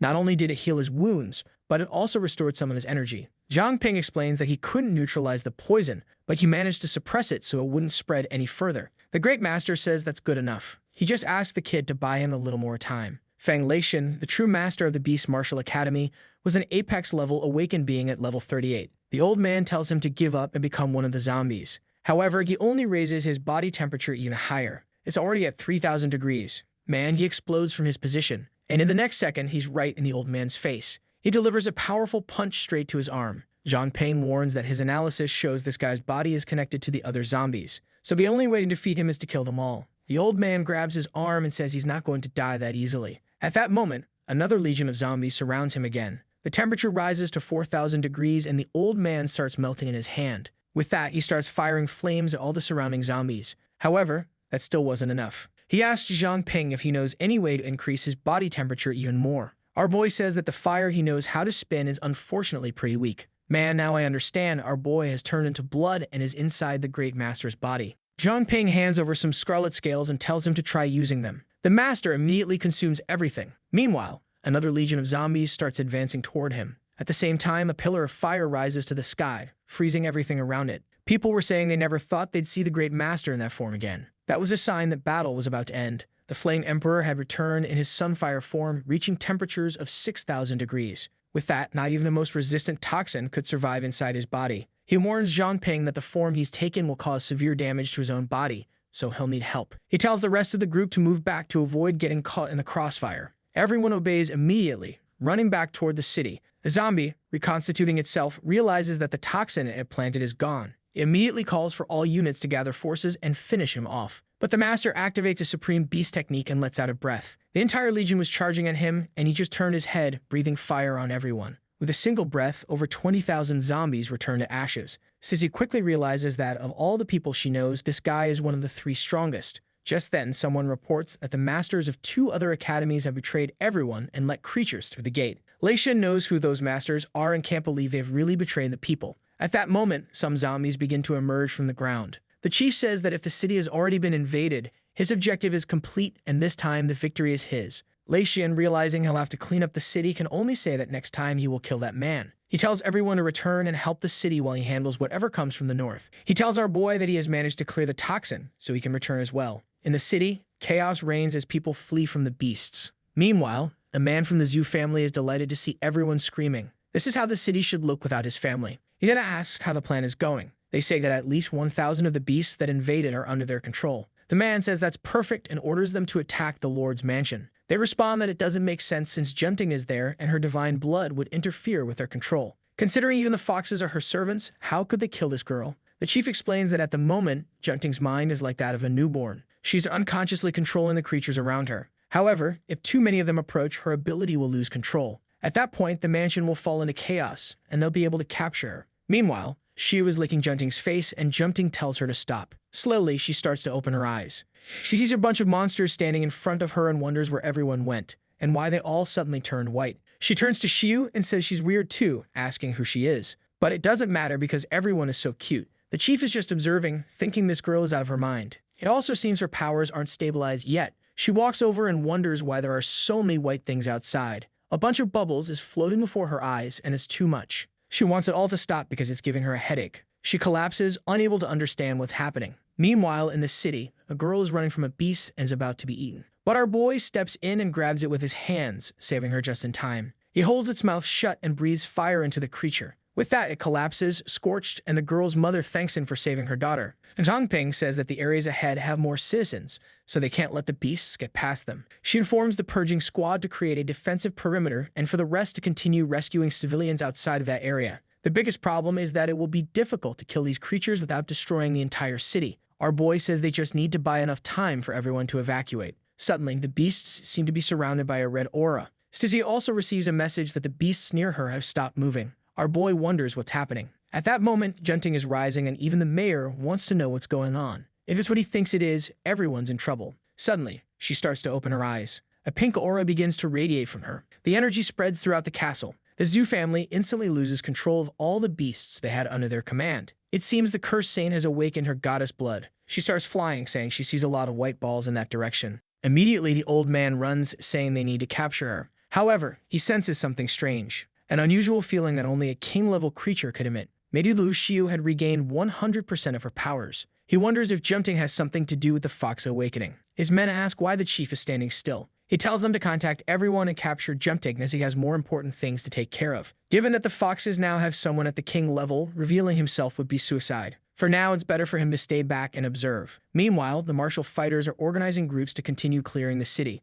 Baibi asks the Great Master how he's doing, and he says he managed to recover after that fight. He then punches the wall, saying that those damn traitors abandoned the city. The Great Master tells him to calm down and remember that they need to rescue everyone from the city. Considering the chaos going on, their focus should be on saving as many lives as possible. At that moment, 2 people on the left point out that a group of awakened ones is approaching from the north. As they arrive, they say that no one will enter the city. They are immediately recognized as members of the Burning Sun Martial School, and the bald man in the middle is one of the traitors who opened the gate. The Great Master asks how the hell Wu Ruyu had the nerve to show his face there. He tells everyone from the Beast Martial Academy to prepare because these guys are traitors. He then asks why Wu Ruyu did this. Wu Ruyu questions Master Feng, asking if he never wanted to live a different life. The Great Master is confused by this talk of a different life. Wu Ruyu tells him to take a look at Pearl City, a place that seems promising but is destroyed every year by mutated beasts. He says they're trapped in this small patch of land, and he always wondered what it would take for humanity to finally give rise to a king. What would such a world look like? If a human king appeared in the sacred village, not only would Pearl City be safe, but the entire world would finally be free of the beast threat. The Great Master says it looks like Wu Ruyu is the one spreading this idea of supremacy under a single human king.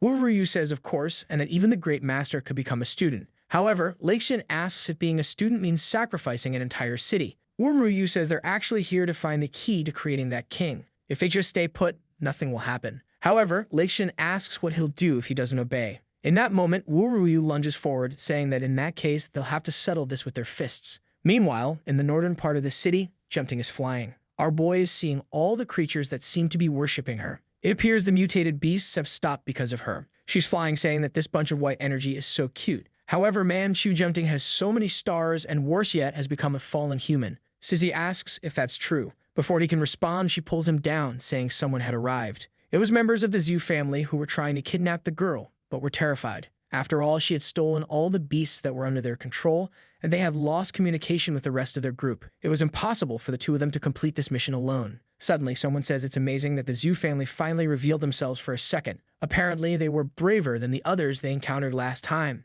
The ones who appeared were the Celestial Tribe brothers, level 25 humans with 5-star potential. Our boy immediately relays their characteristics to Sizzy, who says this is the perfect chance to extract some information. The brothers talk about turning the Zhu family members into zombies. The Zhu family members realize they're behind everything that's happening in the city and tell them to resolve it quickly. With that, the idiots charge forward. However, they haven't even started fighting yet, and they're already being poisoned. The brothers stand still, calling them pathetic and saying they thought they'd be stronger. The Zhu family members' bodies were paralyzed. One of the brothers points his finger and tells them to stop resisting and accept defeat. Only now does the idiot from the Zhu family realize there's poisonous gas around them. One of them manages to raise a barrier, but the other gets bitten by a tiger. Meanwhile, a snake coils around one of them, and the brother says it's a shame they won't last long. It would be better if they stopped resisting and accepted becoming zombies. However, the kid lets out a scream with his Zhu aura, telling them to dream on. The other fool tells his brother to be careful. The boy lit up like a star. The snake and tiger were evaporated.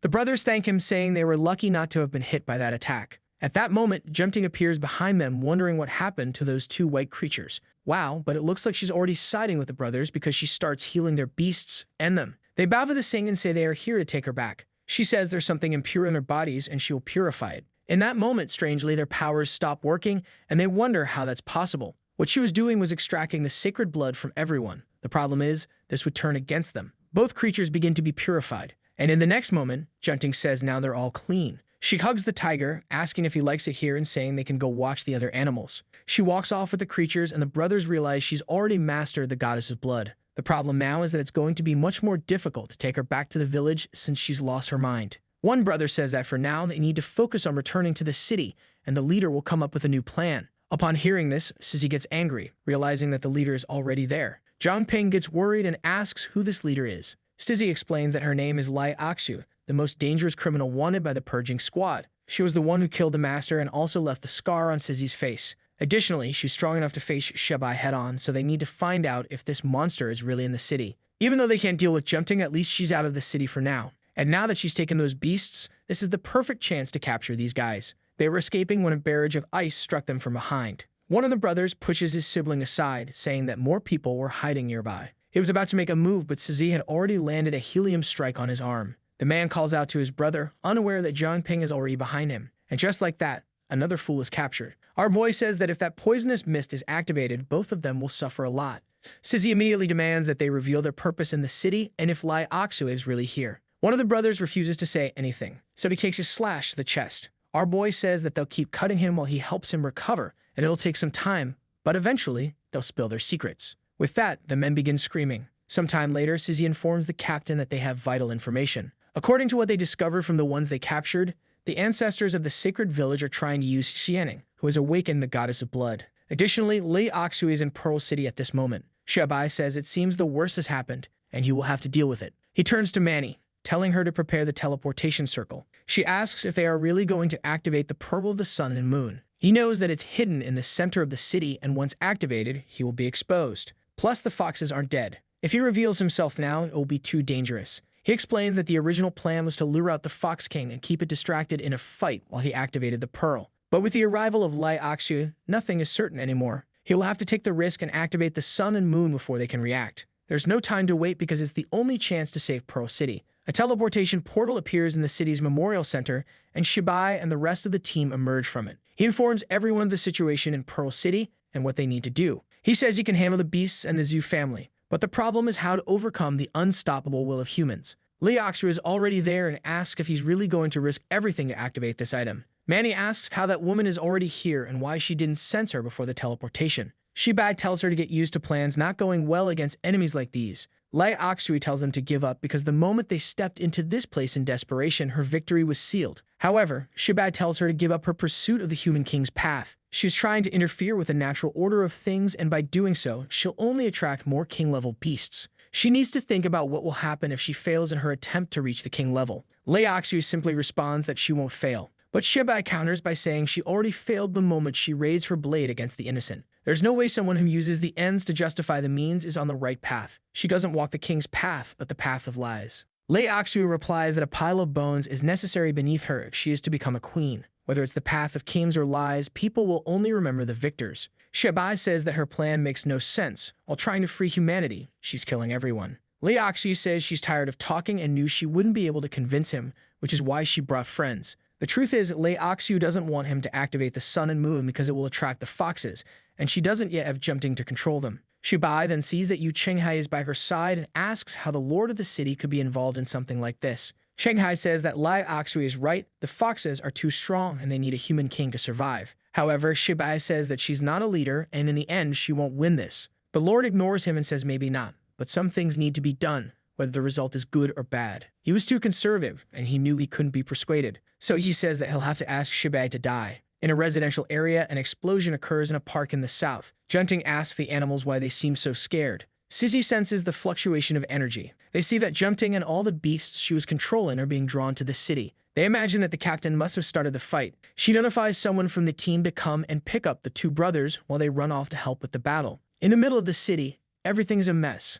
Meanwhile, Lai Oxu dodges Shibai's attacks and asks if that's all he's got. He says buying time against her is more than enough. Suddenly, a crystal encases her body. While he begins the activation of the sun and moon, she realizes that his plan was to activate it while she was trapped. She shouts for Yu Chenghai to destroy it quickly, but the three girls from the purging squad block his path, saying they won't allow it. He raises his staff, saying that in that case, the three of them will die trying. He slams it into the ground, sending stones flying everywhere. The girls start arriving just in time. Sizzy raises a barrier to protect Shibai as Jiang Ping approaches. That's when she notices that Lai Oxu, the villain herself, is hovering just above them. And worst of all, the Saint Jiang Ping is indeed approaching with a pack of beasts. Lai Oxu sees that the girl is out of control, meaning the ill brothers have failed. The problem is that Jiang Ping's energy is currently in an extremely unstable state. It seems the goddess of blood has fully awakened, and she is in the stage of metamorphosis. Jiang Ping floats above, merely observing. She notices that whatever it is that's frightening the creatures, it also gives her a strange sense of familiarity. As soon as she reaches out her hand, the sphere begins to glow. It ascends to the sky, accumulating energy and even shatters Lai Oxu's barrier. Lai Oxu doesn't understand why so much energy is being drawn from the sphere. Shibai warns that Jiang Ping is absorbing all the energy from the sun and moon. With that, Jiang Ping rises into the sky, an item that beasts can resist her pull. Our boy Jiang Ping starts feeling a headache and Sizzy collapses to the ground, unable to do anything. Jiang Ping says she feels like her mother is calling out to her. She knows someone is waiting for her outside the city. Lai Oxu is excited. The energy from the Pearl of the Sun has completed Jiang Ping's metamorphosis. She then flies off, calling the creatures to come witness it. Jiang Ping knows she is responding to the call from the ancestral village. Her willingly going to the village is perfect for their plan. Lai Oxu had been hiding this girl in the city for a decade, all to wait for the right day to awaken her powers. She informs Chenghai that this girl is the key to creating a human king. The foxes must have awakened now that Jiang Ping is gone, and they have surely noticed the commotion in the middle of the city. This chaos is enough to keep Shibai distracted, and so far, her plan is working. She turns to Shibai, thanking him for accelerating her plan so much.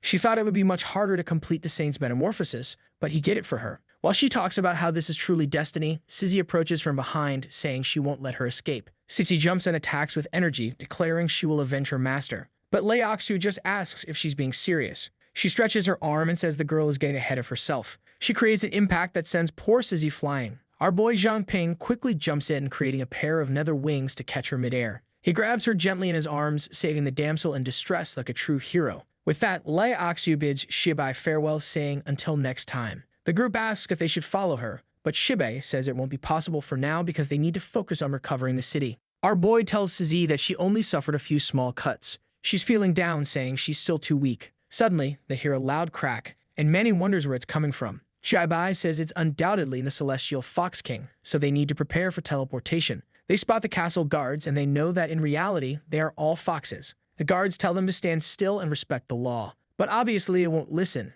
and Manny begins setting up the teleportation. Our boy warns them to be cautious because foxes' attacks are usually invisible, but Shibai says he'll hold them off. He starts flying and activates his cerebral resonance wave. He immediately orders the purging squad members to evacuate the city, but the girls are hesitant. Of course, he's the captain, and he tells them it's an order. Our boy Jiang Ping doesn't understand why the foxes aren't following Junting. Stizzy explains that they must have some kind of protective barrier and says it's best they leave quickly. Shibai is relieved to see that everyone is escaping. No one stood a chance against the Fox Queen, so it was best for everyone to flee the city. Once everyone has left, Shibai wonders why the Fox Queen hasn't shown herself yet. He wanted to see the power that the Fox Queen possessed. A voice emerges saying, so this is the most powerful of humans. But it's good for him to know that with his current strength, he has no chance of winning. Shibai tries to activate his analysis. He sees that she has the abilities of cognitive distortion and inversion of principles. She attacks and he says there's only one way to find out if he's strong enough. He'll hit her with his most powerful strike. He activates the vacuum collapse, which starts creating multiple holes in the ruins.